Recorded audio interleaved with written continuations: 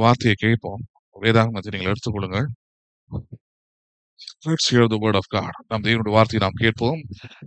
அப்போஸ்தலர் நடபடிகள் 2வது அதிகாரம் 36 முதல் 38வது வசனம் வரைக்கும் நாம் கவனிப்போம்.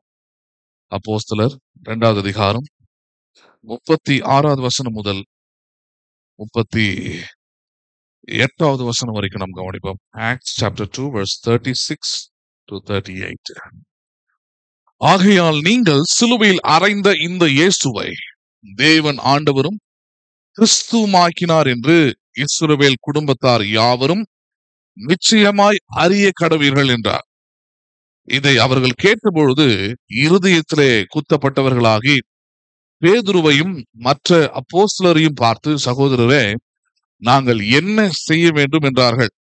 பேதுரு அவர்களை நோக்கி, நீங்கள் மனம் திரும்பி ஒவ்வொருவரும் பாவம் என்னும் மன்னிப்புக்கென்று இயேசு கிறிஸ்துவின் நாமத்தினாலே ஞானஸ்நானம் பெற்றுக் கொள்ளுங்கள்.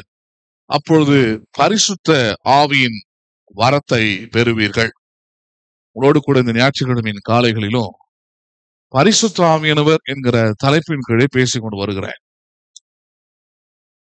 இதுவரைக்கும் நம்ம பார்த்த காரியங்கள் ரொம்ப முக்கியமான காரியங்கள். நம்ம ஆண்டவராகிய இயேசு கிறிஸ்துவையும் அவருடைய நாமத்தை கொண்டும் ரட்சிக்கப்பட்டிருக்கிறோம். ரட்சிக்கப்பட்ட பிறகு பாருங்க, அந்த கிறிஸ்துவ வாழ்க்கை அதோட முடிஞ்சு போயிடல. ரட்சிக்கப்பட்டுட்டோம், இதுக்கப்புறம் நம்ம பரலோகத்துக்கு போறோம், இவ்வளவுதான் கிறிஸ்துவ வாழ்க்கைன்னு ரொம்ப அந்த அளவுக்கு போதிக்கிறாங்க. அந்த அளவுக்கு தான் பலரும் நினைச்சுக்கிட்டாங்க. இயேசு ஏற்றுக்கொண்ட போதும், அவ்வளவுதான். எனக்கு தெரிஞ்ச விதத்துல நான் உண்மையா இருக்கிறேன், உண்மையா பேசுறேன், நல்லது செய்யறேன், சர்ச்சுக்கு போறேன், வரேன், காணிக்கை கொடுக்குறேன், அதனால இதெல்லாம் பண்ணிட்டா போதும், இதுக்கப்புறம் நான் எதுவும் செய்ய வேண்டியதுல, நான் பரலோகத்துக்கு போனா போதும் அப்படின்னு நினைக்கிறாங்க. ஆனா ஒண்ணு பெருசான ஒண்ணு மறந்துட்டீங்க. நீங்க உலகத்துல இருக்கிறீங்க. இயேசு இந்த உலகத்தை விட்டு போகும்போது சொன்னார், உலகத்தை பற்றி சொல்லிட்டு போயிருக்கிறாரு, உலகத்தில் உங்களுக்கு உபத்திரவங்கள் உண்டு, திடன் கொள்ளுங்கள், நான் உலகத்தை ஜெயித்தேன் என்று சொல்லியிருக்கிறார். நீங்களும் நானும் வாழக்கூடிய இந்த உலகம் என்பது நமக்கு ஏற்ற உலகம் அல்ல, அல்லது எந்த மனுஷனுக்கு ஏற்ற உலகம் அல்ல. பல பிரச்சனைகளையும் குழப்பங்களையும் தோல்விகளையும் நம்ம எதிர்பார்க்காத தீமைகளையும் நமக்கு கொண்டு வரக்கூடிய ஒரு பொல்லாத உலகம் பாருங்க. இந்த உலகத்துல நீங்க எப்படி திடன் கொள்வது? இந்த பொல்லாத உலகத்துல நீங்கள் எப்படி உங்களுக்கு வரக்கூடிய பொல்லாத காரியங்களை, தீமையான காரியங்களை, உங்கள் மகிழ்ச்சியை கெடுக்கிற காரியங்களை, சமாதானத்தை அழிக்கிற காரியங்கள் எல்லாம் தாண்டி நீங்கள் மகிழ்ச்சியோடும் சந்தோஷத்தோடும் வெற்றியோடும் வாழ்வது எப்படி? அதுக்கு யார் தேவைன்னா கடவுள் தேவை. யார் தேவை? அதுக்கு கடவுள் தேவை. அதுக்கு ஏன்னா நீங்க பணம் சம்பாதிக்கலாம், படிக்கலாம், அதை வச்சு நீங்க சந்தோஷத்தையோ மகிழ்ச்சியோ அல்லது வேற எந்த சமாதானத்தையோ நீங்கள் வாங்க முடியாது. பேசுறது புரியுதுங்களா உங்களுக்கு? அதுக்கு வேற ஒருத்தருடைய பிரைஸ் தேவை, வேற ஒருத்தருடைய விலை தேவை, வேற ஒருத்தருடைய வேல்யூ தேவைங்க. அதுக்கு கடவுள் தேவைங்க. கடவுள்னு வரும்போது நமக்கு தெரிஞ்சது என்னது? நம்முடைய தேவன் அவர் திருத்துவ தேவனாய் இருக்கிறார். Is the God of Trinity. என்ன தேவனாய் இருக்கிறார்? அவர் திருத்துவ தேவனாய் இருக்கிறார். சரி, திருத்துவம்னா என்ன? மூன்றுன்னு அர்த்தம். திருத்துவம்னா மூன்று. அப்பனா ஒரே தேவன் அவர் திருத்துவமாய் தம்மை என்ன பண்ணுகிறார்? வெளிப்படுத்துகிறார் என்று நாம் ஏற்கனவே பார்த்திருக்கிறோம். இந்த சப்ஜெக்ட் ஆரம்பிக்கும் போது நான் வசனத்தோடு எடுத்து காமிச்சிருக்கிறேன். திருத்துவத்துடைய முதலாவது நபர் யாரு? பிதாவாகிய தேவன். திருத்துவத்தின் முதலாவது நபர் யாரு? பிதாவாகிய தேவன். திருத்துவத்தின் இரண்டாவது நபர் யாரு? குமாரனாகிய இயேசு. திருத்துவத்தின் மூன்றாவது நபர் பரிசுத்த ஆவியானவர். சரி, இப்ப பிதாவாகிய தேவன், குமாரனாகிய இயேசு, இவர்கள் இருவரும் நம்மிடத்திலும் நமக்குள்ளும் அல்லது நாம எதிர்பார்க்கிற விதத்தில் அவர்கள் நம்மிடத்தில் இல்லை என்பதுதான் உண்மை. என்ன பண்ணல? அவரு பிதாவை குறித்து வேதம் சொல்லுகிறது, தேவனை ஒருபோதும் எந்த மனுஷனும் கண்டது இல்லை, செத்தே போயிடுவான்ற. கடவுளை பார்க்கவே முடியாது. தேவன் அப்படிப்பட்டவர், அப்படிப்பட்ட தன்மையில் இருக்கிறார். சோ அவர் உங்களுக்குள்ள இல்ல. அவர் உங்களுக்கு உதவி செய்ய முடியாது. அவராகவே உங்களுக்கு உதவி செய்ய முடியாது. பிதாவாகவோ உங்களுக்கு என்ன பண்ண முடியாது. he can't help you. உங்களை திடப்படுத்த முடியாது. இரண்டாவது குமாரனாகிய இயேசு மாம்சத்தில் வந்தவர். எப்படி வந்தவர்? அவர் மாம்சம்னா நம்மளை போல ஒரு சரீரத்துல வந்தவர் அவர். இப்ப நம்மையே எடுத்துக்கிட்டீங்கன்னா, இந்த மாம்ச சரீரத்துல இருக்கும்போது ஒரு ஊர்ல ஒரு இடத்துல தான் நம்மளால என்ன பண்ண முடியும், இருக்க முடியும். பல இடத்துல என்ன பண்ண முடியாது, இருக்க முடியாது. ஒரே நேரத்துல 4 இடத்துல இருக்க முடியுமா? நீங்க யாராவது 4 இடத்துல இருக்க முடியுமா? ஒரே நேரத்துல ஒரு 4 இடத்துல சிந்திக்கலாம். 4 இடத்துக்கு உங்க மனது போயிட்டு வரலாம். ஆனா நீங்க போக முடியுமா? நீங்க போக முடியாது. ஏன்னா மாம்சிகத்துடைய தன்மை அவ்வளவுதான், அதோடைய அளவு அவ்வளவுதான். அது ஒரு நேரத்துல ஒரு இடத்துல தான் என்ன பண்ண முடியும், அது இருக்க முடியும். இயேசுவும் அப்படிப்பட்ட தன்மையிலே தான் இருந்தார். இயேசுவும் அப்படிப்பட்ட தன்மையில தான் இருந்தார். அவர் எல்லா இடத்துலயும் இல்ல. அவர் எல்லா இடத்துலயும் அவரு இல்ல. சரி, ஏன் இப்படி எல்லாம் பேசுறன்றது 3வது தான் பாயிண்ட். சரி, அப்படி இல்ல அவரு. அதனாலதான் போகும்போது தெளிவா சொல்லிட்டு வர போயிட்டாரு, நான் இருக்க போறதும் இல்லைன்ட்டார். ரொம்ப அடுத்துக்கட்ட அதிர்ச்சி. நான் என்ன பண்ண போறது இல்லை, உங்களோட கூட இரேன். அந்த வசனத்துல எடுத்து காமிச்ச ஸ்ரீசர்கள் எல்லாம் கவலைப்பட ஆரம்பிச்சாங்களாம், துக்கப்பட ஆரம்பிச்சாங்களாம். என்ன ஆண்டவரை சொல்றீர், எங்களை விட்டு போக போறீரா? ஆமா, பிதாவின் இடத்திற்கு நான் திரும்பி போகிறேன்றார்.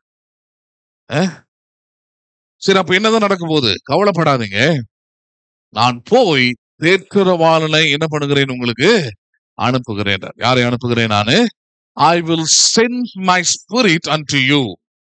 நான் உங்களுக்கு யாரை அனுப்புகிறேன்? எனக்குள் வாசம் பண்ணுகிறேன், பிதாவுக்குள் இருக்கிற அந்த ஆவியை உங்களுக்கு என்ன பண்ணுகிறேன்? அனுப்புகிறேன். ஆவியானவரை அனுப்புகிறேன். அவர் உங்களுக்கு தேவனாக இருப்பார். அவர் யாராக இருப்பார்? அவர் உங்கள் தேவனாய் இருப்பார். அவர் உங்களுக்குள் வாசம் பண்ணுவார். அவர் உங்கள் மத்தியிலே இருப்பார். அவர் இயேசுவை குறித்த சாட்சி கொடுக்கிறவராக இருப்பார். கொரிந்தியர்ல பவுல் பேசுறாரு, நீங்கள் தேவனுடைய ஆலயமா இருக்கிறீர்கள் என்றும், உங்களுக்குள்ள யார் வாசம் பண்ணுவது? பிதாவாகிய தேவனா, குமாரனாகிய இயேசுவா? யார் வாசம் பண்ணுகிறார்னு சொல்றாரு? பரிசுத்த ஆவியானவர் வாசம் பண்ணுகிறார் என்றும் அறியாது இருக்கிறீர்களா? யார் உங்களுக்குள்ள இருக்கிறாரு? உங்களுக்குள்ள, ஆமா, தேவனை ரொம்ப தெளிவா புரிஞ்சுக்கணும் பாருங்க. வசனம் சொல்லுகிறது, அவர்கள் மூவரும் ஒருவரே. பிதா, குமாரன், பரிசுத்த ஆவியானவர் மூவரும் ஒருவரே. ஆனால் 3 தன்மைகளோட செயல்படுறாங்க. அந்த 3 தன்மைகளோட பார்க்கும்போது மிச்சம் இருக்கிற 2 பேருடைய தன்மைகளுக்கும் இன்னைக்கு நம்ம வாழக்கூடிய வாழ்க்கைக்கும் சம்பந்தம் இல்ல. ஏனென்றால் இயேசு கிறிஸ்து வாழ்ந்த காலத்தில் நீங்களும் நானும் வாழவில்லை. 2000 வருஷம் கழிச்சு வாழ்ந்துகிட்டு இருக்கிறோம் இன்னைக்கு. அதனால அவரை மாம்சத்துல நம்ம பார்க்க இல்லை. பிதாவாகிய தேவனை இது வரைக்கும் ஒரு மனுஷனும் கண்டது இல்லை, இனிமேலும் காணப்போவது இல்லை. ஆனால் இவர்கள் இருவரையும் நம்முடைய வாழ்க்கையில கொண்டு வந்து அவர்கள் ஏற்படுத்தி வைத்திருக்கிற ரட்சிப்பை, சமாதானத்தை, மகிழ்ச்சியை, சந்தோஷத்தை, வெற்றியை, வாழ்க்கையை, இது எல்லாத்தையும் நமக்கு கொடுக்கிறதுக்கு ஒருத்தர் கொடுத்திருக்கிறாரு. அவர் தான் யார்? பரிசுத்த ஆவியானவர். அப்ப இன்றைக்கு மட்டும் இல்ல, இயேசுவின் வருகை மட்டும், எது மட்டும்? இயேசுவின் வருகை மட்டும் ரட்சிக்கப்படுகிற ஒவ்வொரு விசுவாசிக்கும், ரட்சிக்கப்படுகிற ஒவ்வொரு கிறிஸ்துவன் என்று சொல்லுகிற மனுஷனுக்கும் தேவையானவர் யாரு? இயேசுவா? பிதாவா? யார் தேவை? பரிசுத்த ஆவியானவர். யார் தேவைங்க? அப்படிதான் இயேசுன்னு சொல்லிட்டு போனார். ஆனால் இந்த ரட்சிக்கப்பட்ட ஆட்களுடைய அந்த மைண்ட் பாருங்க, பிசாசு கெடுப்பான். எப்பவுமே அவன் எப்படி கெடுத்துட்டான்? அவன் இயேசுவின் நாமத்தினாலே ரட்சிக்கப்பட்டான், போதும், அவ்வளவுதான். அவர் இருக்கிறாரா இல்லையா எந்த உணர்வும் அவங்களுக்கு கிடையாது. எனக்கு பாட்டு எல்லாம் வர பாட்டாங்க, இயேசு கூட வருவார் எல்லா வித. எங்க இருக்கிறார்? காட்டு கொஞ்சம். அதனாலதான் நம்ம நிறைய நேரத்துல நம்மளே கூட யோசிச்சு பார்க்கலாம். இயேசு கூட இருக்கிறாருன்னு சொல்றோம், ஆனா கவலையா இருக்கிறேன். இயேசு கூட இருக்கிறாருன்னு சொல்றோம், சந்தோஷமே இல்ல. இயேசு கூட இருக்கிறாருன்னு சொல்றோம், வாழ்க்கை இவ்வளவு பெரிய தோல்வி. இயேசு கூட இருக்கிறாருன்னு சொல்றோம், சுவாபங்கள் ஒண்ணுமே மாறல. இயேசு கூட இருக்கிறாருன்னு சொல்றோம், மனம் ஒண்ணுமே சரியாகல. ஏன் ஆகலனா, அதை சரிப்படுத்துவதற்கு இயேசு இல்ல, அதை சரிப்படுத்துவதற்கு இன்னைக்கு உங்களுக்குள்ளே கிரியை செய்வதற்கு யாரை வைத்திருக்கிறார்? இன்னைக்கு பரிசுத்த ஆவியானவரை தான் கொடுத்திருக்கிறார்.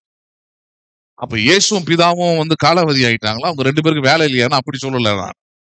நீங்கள் பரிசுத்த ஆவியை கொண்டுதான் இயேசுவையும் பிதாவையும் அறிந்து கொள்ளவும் அவருடைய சாட்சியாகவும் நீங்கள் வாழ முடியும். யாரை கொண்டுதான்? நீங்கள் பரிசுத்த ஆவியானவரை கொண்டுதான். விதவுட் ஹோலி ஸ்பிரிட், ஆவியானவர் இல்லாம, ஆவியானவர் பற்றி தெரியாம, ஆவியானவர் பற்றி அறிவு இல்லாம, ஆவியானவர் எப்படிப்பட்டவர் உணர்வு இல்லாம நீங்கள் நிச்சயமாக இயேசு உங்களுக்காக எவ்வளவு ஏற்படுத்தி வச்சிருந்தாலும் சரி, சிலுவையில் எல்லாவற்றையும் செய்து முடித்திருந்தாலும் சரி, எந்த அதிகாரத்தை கொடுத்திருந்தாலும் சரி, எதையும் உங்கள் வாழ்க்கையில பயன்படுத்த முடியாது. ஏனென்றால் இயேசு என்பது மற்ற தெய்வங்களை போல ஒரே ஒரு நாமம் உள்ளவர் அல்ல. கடவுளே எனக்கு உதவி செய்யும் அப்படிப்பட்ட பொதுவான கடவுள் அவர் அல்ல. அதனாலதான் சீஷர்கள் ரொம்ப தெளிவா சொல்லிட்டு போயிருந்தாரு. அதை குறித்து கிட்டத்தட்ட ஒரு 4 பகுதியில் பேசியிருக்கிறேன். எப்படி கடந்த வாரம் கூட எடுத்து பேசியிருந்தேன். இன்றைய கிறிஸ்தவர்களுக்கு எப்படி பரிசுத்த ஆவியானவர் அத்தியாவசியமானவராய் இருக்கிறார். புதிய உடன்படிக்கையின் விசுவாசிகளுக்கு யார் அத்தியாவசியமானவராய் இருக்கிறார்? அப்ப விசுவாசிகளா ஆயிட்டீங்கன்னா யாரை குறித்த அறிவு உங்களுக்கு தேவை? யாரை பற்றி அறிந்து வைத்திருக்கணும்? நீங்க ஆவியானவரை பற்றி. யாரை பற்றி? நல்லா சொல்லுங்க. யாரை பற்றி அறிந்து இருக்கணும்? ஆவியானவரை பற்றி. பேசுறது புரியுதுங்களா உங்களுக்கு? அறிந்து கொள்ளலன்னா வாழ்க்கை கஷ்டத்துலதான் இருக்கும். அறிந்து கொள்ளலாம் வாழ்க்கை எப்படிதான் இருக்கும்? கஷ்டமா தான் இருக்கும். என்னங்க ரொம்ப கஷ்டமா இருக்குதுன்னா, அதனாலதான் ஓசியா 4 சொல்றாரு, என் ஜனங்கள் அறிவில்லாமையினாலே சங்கரமான செத்து போயிடறாங்க. அது ஒரு கட்டத்தில் நடக்குது. ஆனா அந்த சங்காரம் என்பது எதை குறிக்கிறது? ஆதாம் ஏவாளை போல மரித்து போகிறாள். 900 வருஷம் உயிரோடு இருக்கிறான். ஆனா நிம்மதி, சமாதானம், வெற்றி, வாழ்வு எதுவுமே அவனுக்குள்ள இல்ல. பாருங்க, இன்னைக்கு பல கிறிஸ்தவ குடும்பங்களிலும் கிறிஸ்தவ வாழ்க்கையில அதை பாக்குறோம். பல கிறிஸ்தவனுடைய வாயால வருது, ஏன் என் வாழ்க்கையில இவ்வளவு பிரச்சனை? தேவன் ஏன் என் ஜெபத்தை கேட்கறது இல்ல? ஆண்டவர் ஏன் எனக்கு செவி கொடுக்கறது இல்ல? ஆண்டவர் ஏன் செயல்படுறது இல்ல? ஆண்டவர் ஏன் எனக்கு உதவி பண்றது இல்ல? நான் எவ்வளவு ஜெபம் பண்ணி பார்த்துட்டேனே, எவ்வளவு கேட்டு பார்த்துட்டேனே, ஆனா ஒண்ணுமே எனக்கு நடக்க மாட்டேன்னுது. அது காரணம் என்ன? நீங்கள் அழைக்க வேண்டியவரை அழைத்து அறிய வேண்டியவரை இன்னும் அறியாமல் இருக்கிறீர்கள். ஹலோ, யார் அறியணுமோ அவர் என்ன பண்ணவில்லை? நீங்கள் அறியவில்லை. அதுதான் 2வதா பார்த்தோம். இயேசுவோடு கூட இருந்த சீஷர்கள் 12 பேர். இந்த 12 பேருடைய வாழ்க்கையுடைய முடிவு என்னவானது? சிலுவைக்கு முன்பதாக அவருடைய முடிவு எப்படிப்பட்டதா இருந்தது? அவர்கள் பாவத்தை செய்து பின்மாற்றம் அடைந்து காட்டி கொடுத்து இவ்வளவு பெரிய துர்க்கிரியைகளை அல்லது பாவக்கிரியைகளை அவர்கள் செய்தவர்களாய் மாறினார்கள். யாரு? இயேசுவோடு கூட இருந்தவர்கள். இயேசுவின் எல்லா பிரசங்கத்தையும் கேட்டவர்கள். இயேசுவின் எல்லா பிரசங்கத்தையும் கேட்டவங்க. பேதுருலாம் ஒரு கட்டத்துல அவர் நிருபத்தில் எழுதுறார், நாங்களாம் தேவனுடைய மகிமையை, இயேசுவின் மகிமையை கண்ணார கண்டோம்ன்றார். எப்படி கண்டோம்? நாங்கள் அவர் அற்புதம் பண்ணும் போது நாங்க கண்ணாலே பார்த்தோம். அவர் மறுரூபமாகும் போது கண்களாலே பார்த்தோம். ஆனால் இவைகள் எதுவுமே அவங்களுடைய வாழ்க்கையை மாற்றவே இல்லை. சீஷர்கள் தோல்வியில தான் இருந்தாங்க. சீஷர்கள் காட்டி கொடுக்கிறவர்களாக தான் இருந்தாங்க. சீஷர்கள் பின்மாற்றம் அடைகிறவர்களாக தான் இருந்தாங்க. சீஷர்கள் மறுதளிக்கிறவர்களாக தான் இருந்தார்கள். Because of one reason. அதனாலதான் இயேசு கடைசியா இந்த உலகத்தை விட்டு போகும்போது கடைசியா சீஷர்களிடத்துல பேசின ஒரே வார்த்தை என்ன தெரியுமா? நீங்கள் எருசலேம்ல போய் தரித்திருந்து பிதாவானவர் வாக்குத்தத்தம் பண்ணின ஆவியானவர் என்ன பண்ணுங்கள்? நீங்கள் பெற்றுக் கொள்ளுங்கள். அவர் உங்களுக்குள் இருந்தால்தான் வாழ்க்கை எப்படி இருக்க முடியும்? வாழ்க்கை எப்படி இருக்க முடியும்? பலன் உள்ளதா இருக்கும். எப்படிப்பட்டதா இருக்கும்? அப்படிதான் வசனம் சொல்லுது. பரிசுத்த ஆவியானவர் உங்களிடத்தில் வரும்பொழுது நீங்கள் பலன் அடைந்து உலகம் முழுவதும் எனக்கு நீங்கள் சாட்சிகளாக இருப்பீர்கள். சொன்னது யாரு? சொன்னது யாரு? இயேசுவுக்கு சாட்சியா இருக்கணும். எப்படி சாட்சியா இருக்கிறதுனா என்னது? உண்மையா இருக்கிறாரு, ஒழுக்கமா இருக்கிறாரு, அதுவா? இல்ல. சாட்சியா இருக்கிறதுனா என்ன அர்த்தம்? இயேசு யார் என்பதை ஜனங்கள் உங்களை பார்க்கும் போது அறிந்து கொள்ள வேண்டும். The people has to see, the Gentile people have to see Jesus from you and in you. உங்கள் மூலமாகவும் உங்களுக்குள்ள யாரை பார்க்க வேண்டியும்? யாரை பார்க்க வேண்டிய? உலக மக்கள். ஏன்னா இயேசுக்கு எந்த உருவமும் இல்லை. இயேசுக்கு எந்த வீடும் கிடையாது. இயேசுக்கு எந்த ஊரும் கிடையாது. இயேசுக்கு எந்த அடையாளமும் கிடையாது. ஒரே ஒரு அடையாளம் தான் இருக்குது. யாரு? நீங்களும் நானும் மட்டும்தான். அதனாலதான் இயேசுவின் உயிர்த்தெழுதலை குறித்து சீஷர்கள் சாட்சி கொடுக்கும் போதெல்லாம் சொன்னாங்க, உயிர்த்தெழுதல் எழுந்துட்டாருன்றீங்க, எங்க அந்த இயேசுவை காட்டுங்கன்னு கேக்குறாங்க. சீஷர்களுக்கு பதில் சொல்றாங்க, நாங்களே அதற்கு சாட்சிகளாய் இருக்கிறோம். We are witness for the risen Jesus Christ. உயிர்த்தெழுந்த இயேசு கிறிஸ்துவுக்கு நாங்களே யாரா இருக்கிறோம்? அப்ப இன்னைக்கு ரட்சிக்கப்பட்ட ஒவ்வொரு விசுவாசிகளும் அப்படிப்பட்ட நிலையில தான் இருக்கணும். இருக்கிறார்களான்னு தான் கேள்வி. Are they? நான் இல்ல. ஏன் அவர்கள் எதை வைத்து தங்களை ஏமாத்தி கொள்றாங்கன்னா, only then they use the name of Jesus. இயேசுவின் பெயரை பயன்படுத்தி தங்களை தாங்களை என்ன பண்ணி கொள்கிறார்கள்? அவர்கள் ஏமாற்றி கொள்கிறார்கள். நாங்க கிறிஸ்தவர்கள், நாங்கள் ஆவிக்குரியவர்கள், எங்களுக்கு வந்ததெல்லாம் கடவுளுடைய ஆசீர்வாதம் தான், கடவுள் எங்க ஜெபத்தெல்லாம் கேட்கிறாரு, அப்பப்ப கேட்கிறாரு, அப்பப்ப கேட்கறதுல இந்த மாதிரிலாம் நினைக்கிறாங்க. ஆனா உண்மை நிலவரம் என்ன? ஆவியானவர் தான் இன்றைக்கு புதிய உடன்படிக்கையின் விசுவாசிகளா இருக்கிறவர்களுக்கு ஒரு வெற்றிகரமான ஒரு வாழ்வை, ஒரு சாட்சியான ஒரு வாழ்வை வாழ முழு உதவியும் அல்லது முழு வேலையும் என்ன பண்ணுகிறார், செய்கிறவராக இருக்கிறார். அப்ப இயேசுவின் நாமத்தினால இங்க ரட்சிக்கப்பட்டிருக்கலாம், ஞானஸ்நானம் எடுத்திருக்கலாம். But if you lack knowledge about the Holy Spirit, ஆவியானவரை பற்றி உங்களுக்கு எந்த அறிவு இல்லைன்னா ஒன்னே ஒண்ணுதான் நடக்கும். You will be the weak people in the Christianity. இயேசுவுக்கு சாட்சியா வாழ முடியாம எப்படி இருப்பீங்க? நீங்க பலவீனர்களா இருப்பீங்க. எதுக்கு? இயேசுக்கு சாட்சியா இருக்கிறதுல. யாருக்கு சாட்சியா இருக்கிறதுல? அதனாலதான் இது புரியணும் பாருங்க. நிறைய ஊழியக்காரங்களுக்கு இது புரியறது இல்ல. என்ன சர்ச்சுக்கே வரமாட்டேன்றாங்க, என்ன சர்ச்சுக்கே வரமாட்டேன்ற, நீ எப்படி நல்லா இருப்ப? கரிச்சு கொட்டிடுவாங்க அவனை. வந்து கம்யூனியன் எடுக்கிறது இல்ல, நீ ஒழுக்கமா வாழறது இல்ல, ஞானஸ்நானம் எடுத்துட்டு இப்படி எல்லாம் பண்ணிக்கிட்டு இருக்கிற அப்படின்னா தெரியுது. ஒன்னும் பிரச்சனை கிடையாது. Follow Jesus. இயேசுவை கொஞ்சம் போய் பாருங்க. பைபிள் வச்சிருந்தா பத்தாது, இயேசுவை கொஞ்சம் போய் பாருங்க. இயேசு அப்படி திட்டிட்டு கிடந்தாரு இல்ல, சொல்லி கொடுத்தாரு.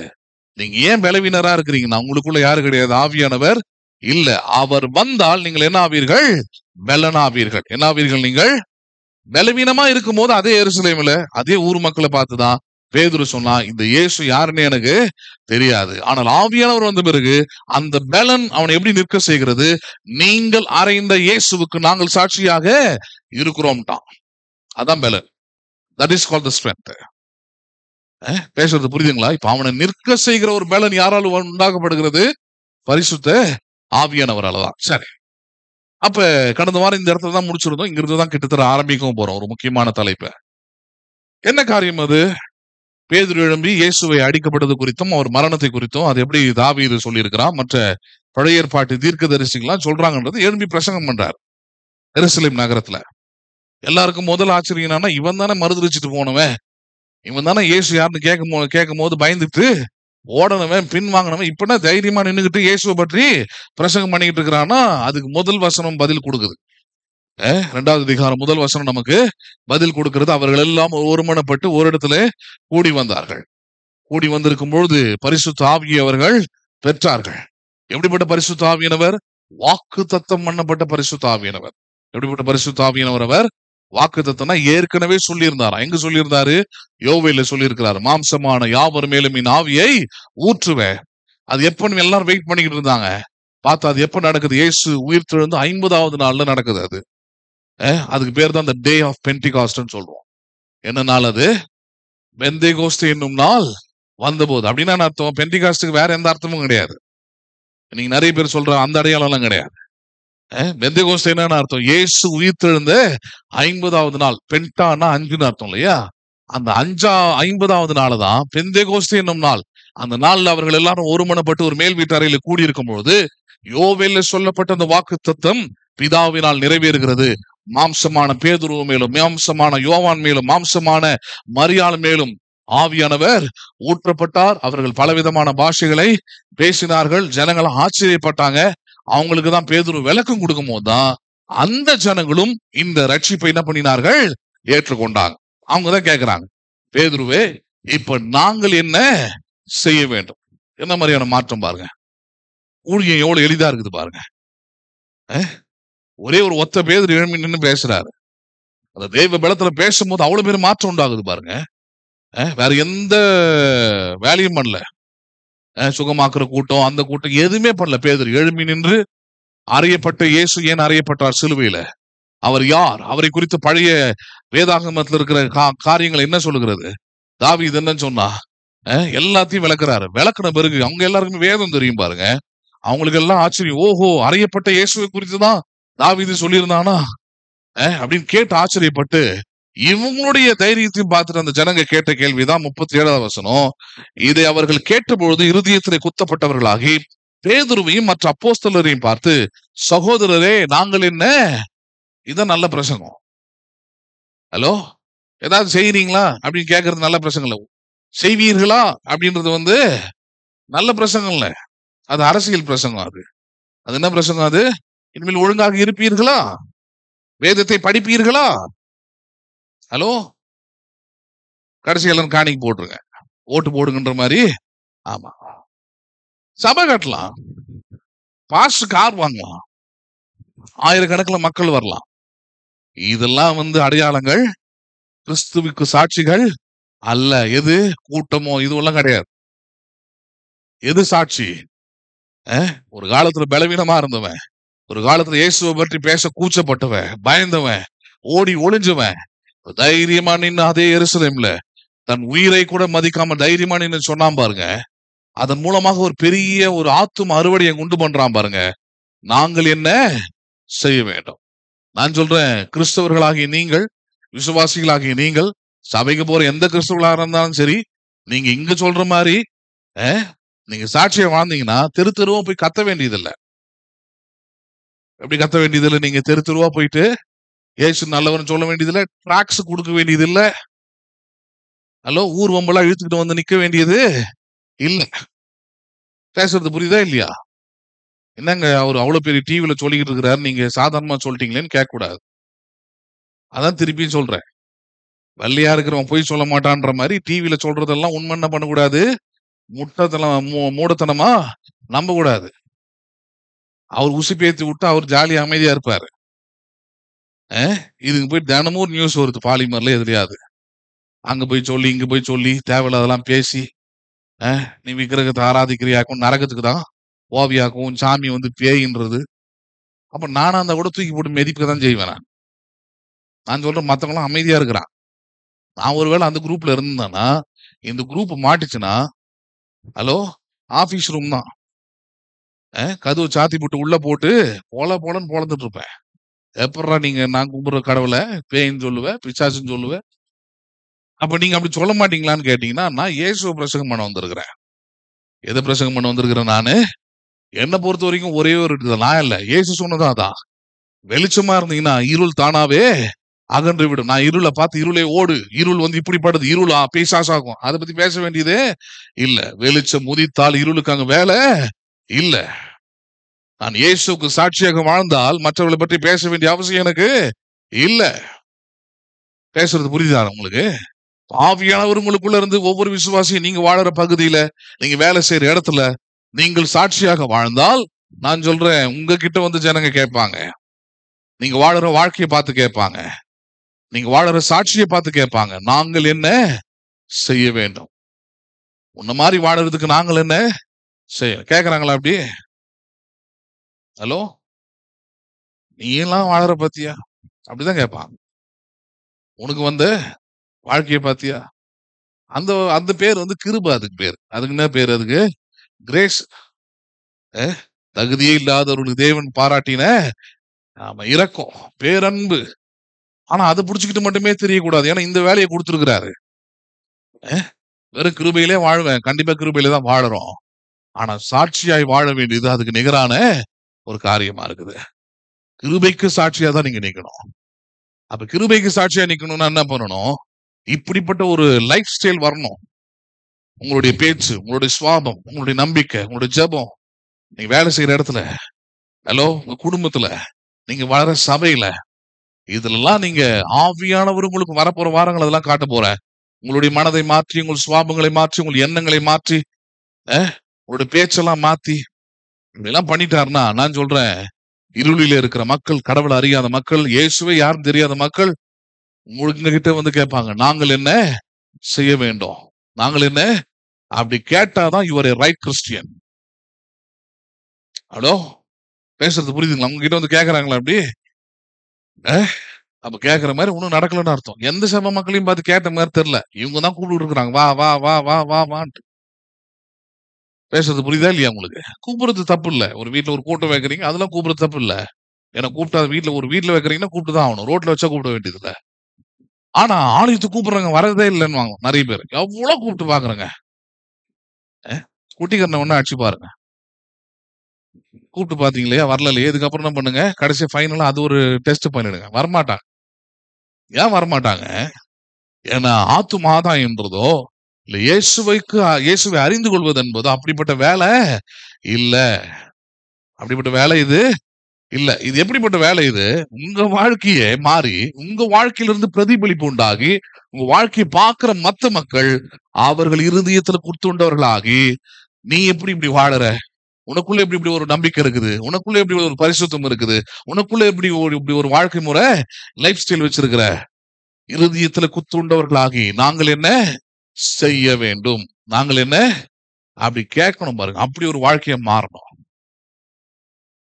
அப்படி மாறுச்சுன்னா இவங்க ஜெபம் பண்றாங்க பாருங்க, இந்தியா ரட்சிக்கப்படணும், காஞ்சிபுரம் ரட்சிக்கப்படணும், எலெக்ஷன் வரட்டுமே. இப்ப இந்த பனிக்கால கரடி மாதிரி இருப்பான். எந்த கால கரடி? வின்டர் பியர் மாதிரி இருப்பான். பனிக்கால கரடி பார்த்துருக்கீங்களா? பனிக்காலத்துல 6 மாசம் 7 மாசம் சாப்பிடாம குகைக்குள்ள அமைதியா படுத்து தூங்கும். எப்ப திரும்ப எழுந்துக்கும்? வெயில் நல்லா அடிச்சு இந்த பனி எல்லாம் உருகின பிறகு பாருங்க, அதோடைய கோல்டு பிளட் தான் வார்ம் பிளட்டா மாறும். அப்படியே மாறின பிறகு அப்படி புத்துணர்ச்சியோடு எழுந்து ஒரு நான் பார்த்துருக்கிறேன் டிவில. அப்படியே வெறித்தனமா வேட்டையாடும். யாரு கிடைச்சாலும் சரி, எது கிடைச்சாலும் சரி, எந்த ஆழத்துக்கு போய் மீன் பிடிக்கும், எல்லா வேலையும் பண்ணும் அந்த கரடி. ஆச்சரியமா இருக்கு, ஏன் இவ்வளவு வெறி பிடிச்சு போய் திரியுது இது? கண்ட்ரோலே ஆகலையா? எங்க இருந்து இதுக்குள்ள இவ்வளவு வெறினா? 6 மாசம் பசி. எத்தனை மாசம் பசி அதுக்கு? அது மாதிரிதான் இப்ப கப்பு சுப்புன்னு இருக்கும் எல்லாமே. எல்லா ஃபாஸ்டிங் பிரேயர், எல்லா நைட் பிரேயரும் எப்படி இருக்கும்? ரட்சிக்கப்படட்டும் ஆண்டவரே இருக்கட்டும். இப்ப எலெக்ஷன் அறிவிக்கட்டுமே, அவ்வளவுதான் பாப்போம். பயம், எவனாவது வந்துட போறான், நம்ம மேல கை வச்சிட போறான், ஏதாவது செஞ்சிட போறான், நடக்க கூடாது, நமக்கு ஏதாவது நடந்துட போகுது. நம்ம ஒரு பெரிய பிளானோட திட்டத்தோட நம்ம என்ன பண்ணிக்கிட்டு இருக்கிறோம், செயல்பட்டுக்கிட்டு இருக்கிறோமாக்கும். பிளான்ல ஏதாவது மண்ணள்ளி போட்டுற போறானுங்க. பயம். பாத்தீங்கன்னா நைட்டும் பகலமா ஜெபம் பண்ணுவான், ஆண்டவரை அப்படி பண்ணும் எப்படி பண்ணும், ராஜாக்களை தள்ளி ராஜாக்களை ஏற்படுத்துகிறீரே, அவரு வரட்டும் இவரு வரட்டும், அவரு ஓடட்டும், பிசாசை துரத்தும், ஆச்சு பூச்சுன்னுவாங்க. எப்ப 6 மாசத்துக்கு முன்னாடி என்னப்ப பண்ணிக்கிட்டு இருந்தீங்க? அப்ப அந்த கடவுளை தேடலையா? அப்ப ஜனங்க நல்லா இருக்க கூடாதா? ஏன்னா இப்ப ஆட்சியில் இருக்கிறாங்க, ஏதாவது செம்மையா செஞ்சு விட்டுருவாங்க தெரிஞ்சதுன்னா. அதனால கப்பு சுப்புன்னா பண்ற தைரியமே இல்லாம அமைதியா இருக்கிறது, அதை தான் நம்ம சொல்றோம். ஆவியானவர் இருந்தால் ஆட்சி இருந்தாலும் சரி, ஆட்சி இல்லைனாலும் சரி, எதிர்ப்பவர்கள் இருந்தாலும் சரி, எதிர்ப்பவர்கள் இல்லைனாலும் சரி, என்ன உண்டாயிருக்கும்? அங்க பலன் அடைவீர்கள். என்ன அடைவீர்கள்? நீங்கள் தேவ பலத்தால் கிரியைகளை செய்வீர்கள். அந்த கிரியை தான் என்ன பண்ணுகிறது? மற்ற ஜனங்களை பார்த்து உங்களை தூண்டு வைக்கிறது. சகோதரரே, நாங்கள் என்ன செய்ய வேண்டும்? நாங்கள் என்ன செய்யணும்? அதுக்கு பதில் அவன் கொடுக்கிற பதில தான் இன்னைக்கு நம்ம விளக்கமா பார்க்க போறோம். என்ன பதில் கொடுக்குறாரு? அதுக்கு என்ன செய்யணும்னு கேட்டாங்களையா, அது கேட்டதுக்கு பேதுரு கொடுக்கக்கூடிய பதில பாருங்க. உங்ககிட்டயே ஒருத்தவங்க கேக்குறாங்க, உங்களை போலவே நானும் வாழணும், இந்த கடவுளை தேடணும், உங்களை போலவே சந்தோஷமா இருக்கணும், உங்களை போலவே நம்பிக்கையா இருக்கணும், உங்களை போலவே பரிசுத்தமா வாழணும், அதுக்கு நாங்கள் என்ன செய்ய வேணும்னு கேட்டா என்ன சொல்லுவீங்க நீங்க?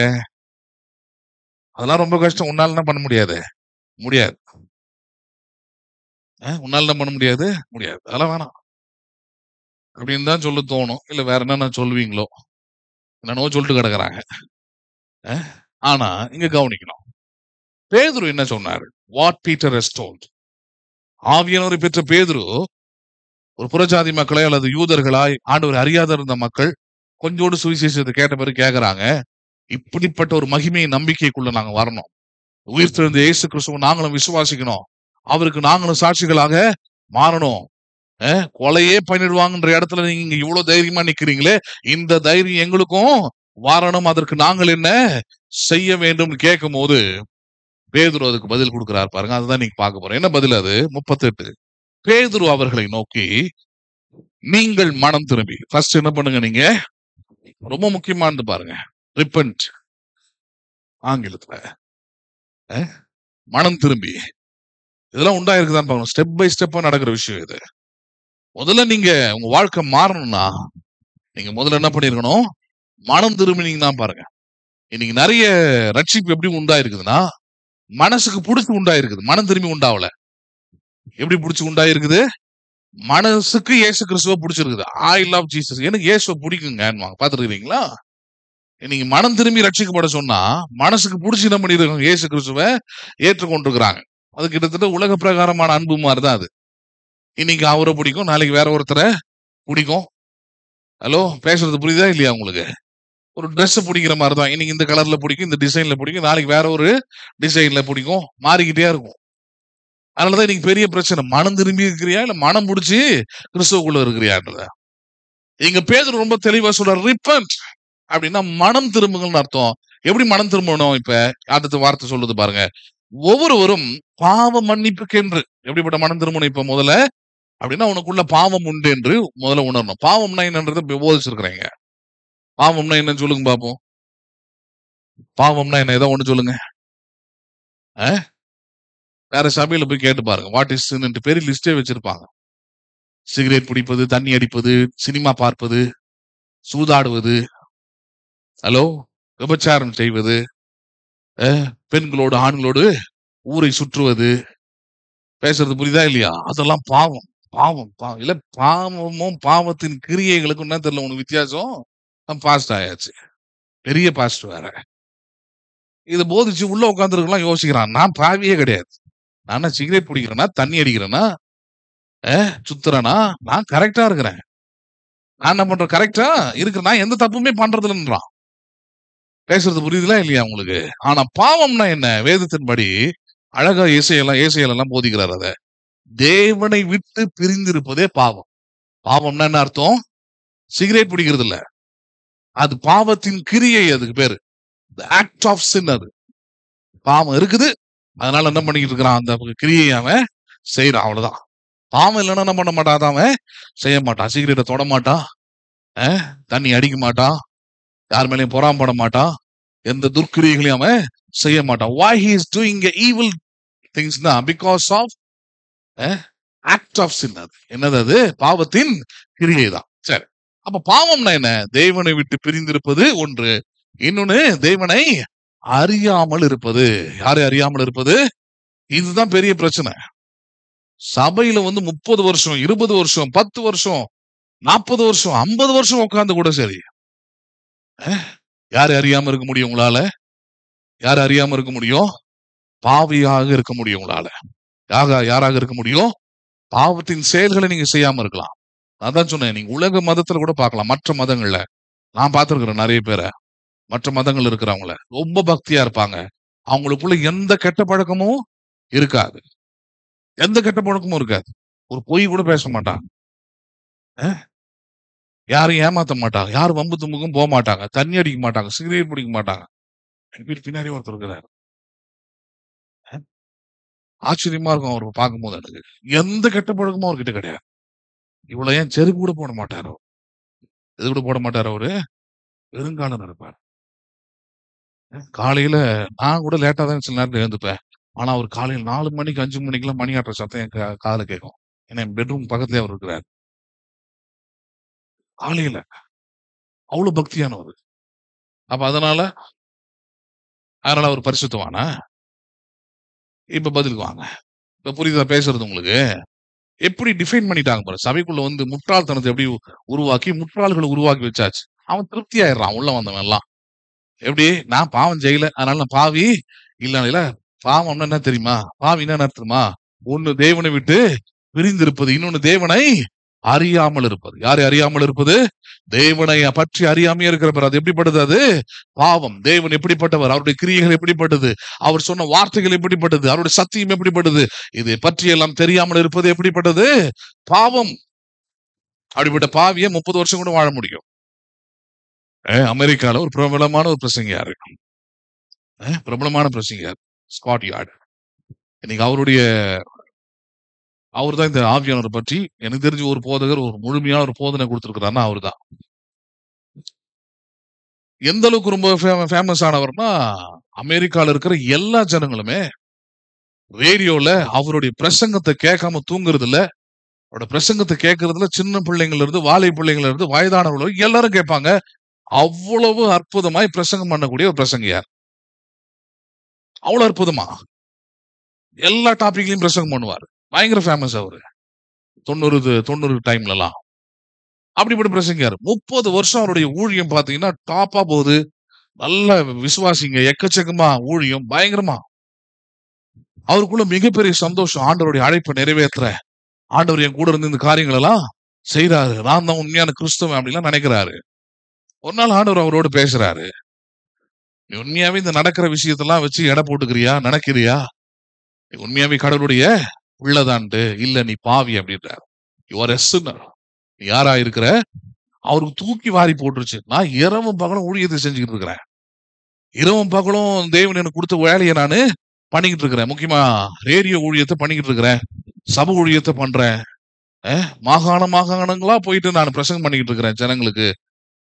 பாவம் செய்யறதுக்குலாம் எனக்கு டைமே, அதை பத்தி யோசிக்கிறது கூட டைம் இல்லை. அவ்வளவு பிஸி ஷெட்யூல்ல ஓடிக்கிட்டு இருக்கிறேன் நானு. என்ன பார்த்து கடவுள் என்ன சொல்றாரு? நீ பாவின்றார். யாரா இருக்கிற நீ? அவருக்கு பெரிய குழப்பம். ஆண்டவர் பாருங்க பெருசா விளக்கம்லாம் கொடுக்க மாட்டாரு. சில நேரத்துல அப்படி விட்டு உணர்வு கொடுத்துட்டு கிளம்பிடுவாரு. நீ பாவிதான், கிளம்பிட்டாரு. அவருக்குள்ள நான் 30 வருஷமா பிரசங்கியார்.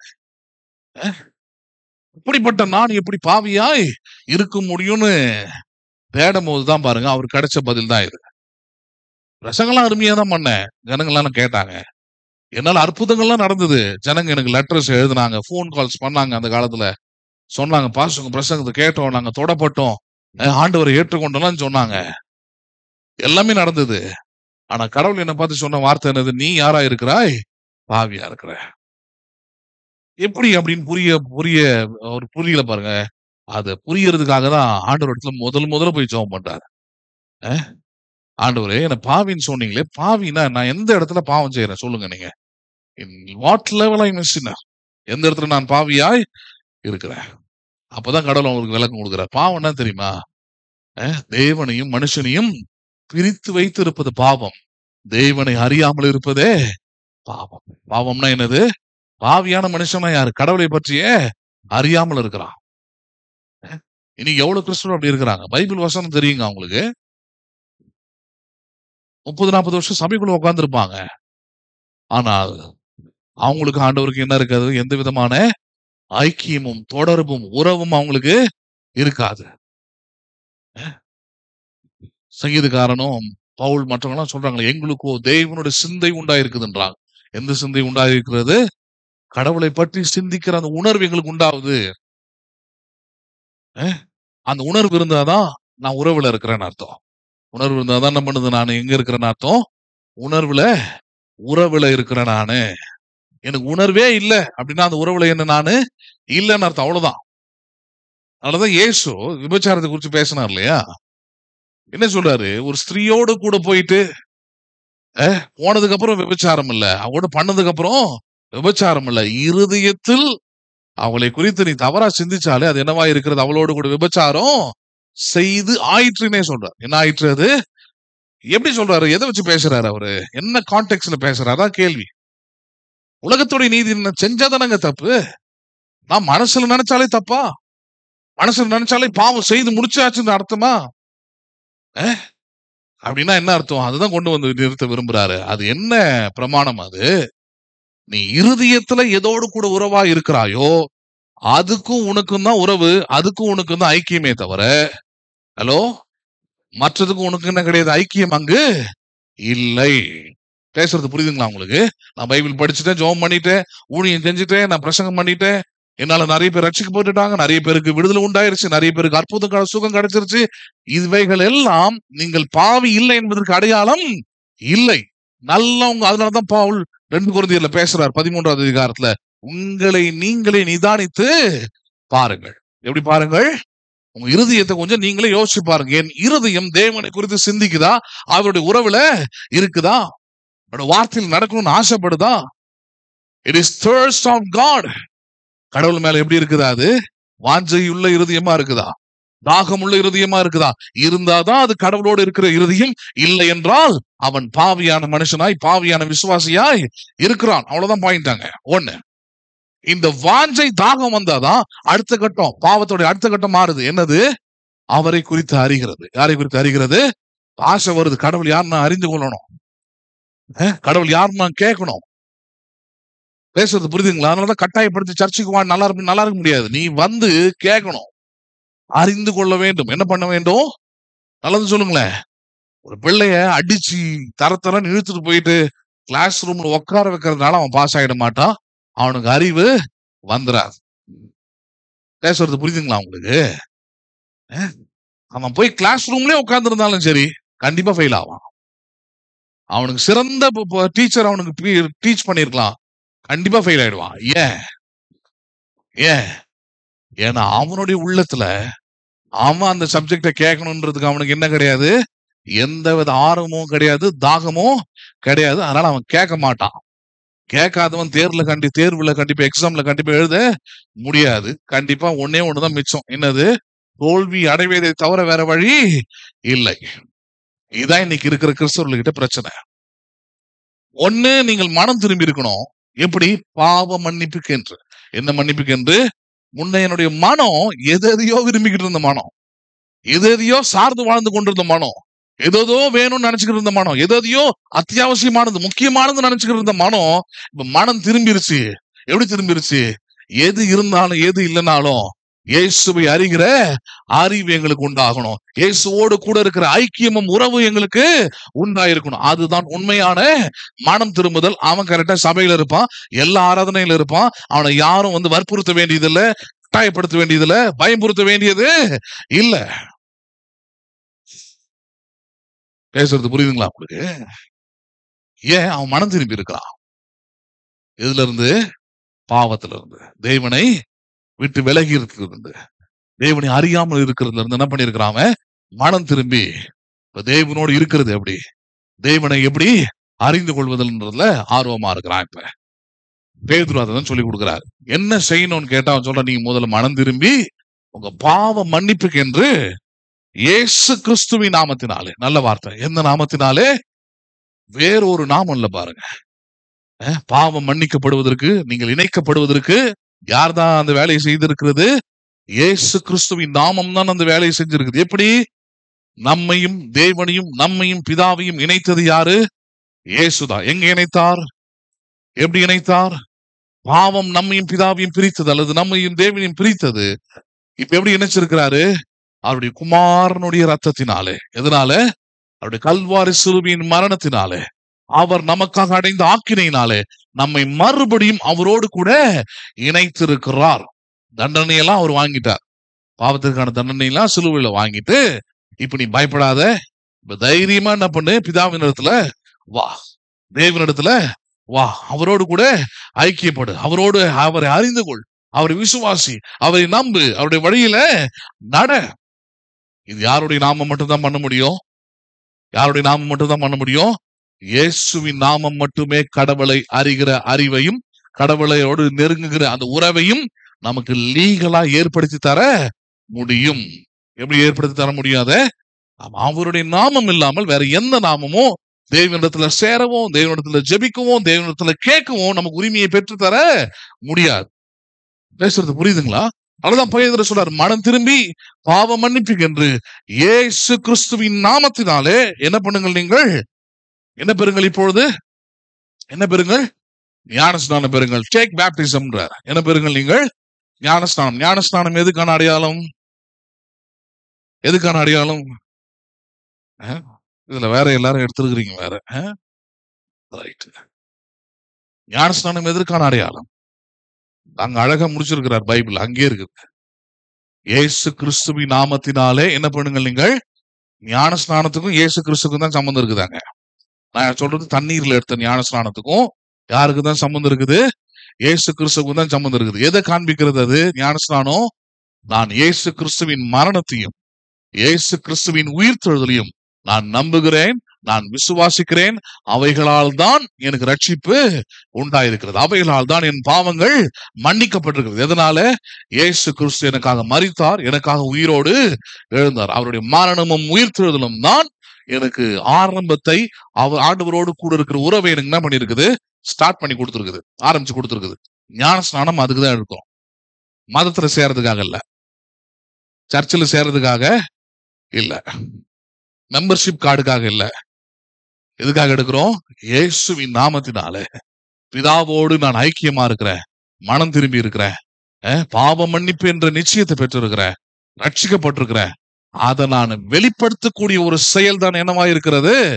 ஞான ஸ்நானமா இருக்கிறது. அப்படின்னா அவரோடு கூட அடக்கம் பண்ணப்பட்டு அவரோடு கூட உயிர் தெழுந்திருக்கிறேன். இனி நான் அல்ல, கிறிஸ்துவ என்னில் வாழ்கிறார். இனி பழைய மனுஷன் அல்ல, புதிய மனுஷன் என்னில் வாழ்கிறான். இதை வெளிப்படுத்துறதுதான் ஞான ஸ்நானம். இவ்வளவுதான்.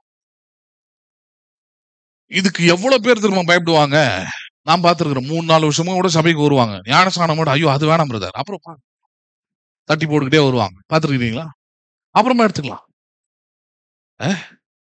இயேசுவை கூட ஏத்துக்கிறேன், சபைக்கெல்லாம் வரேன், பைபிள்லாம் படிக்கிறேன்.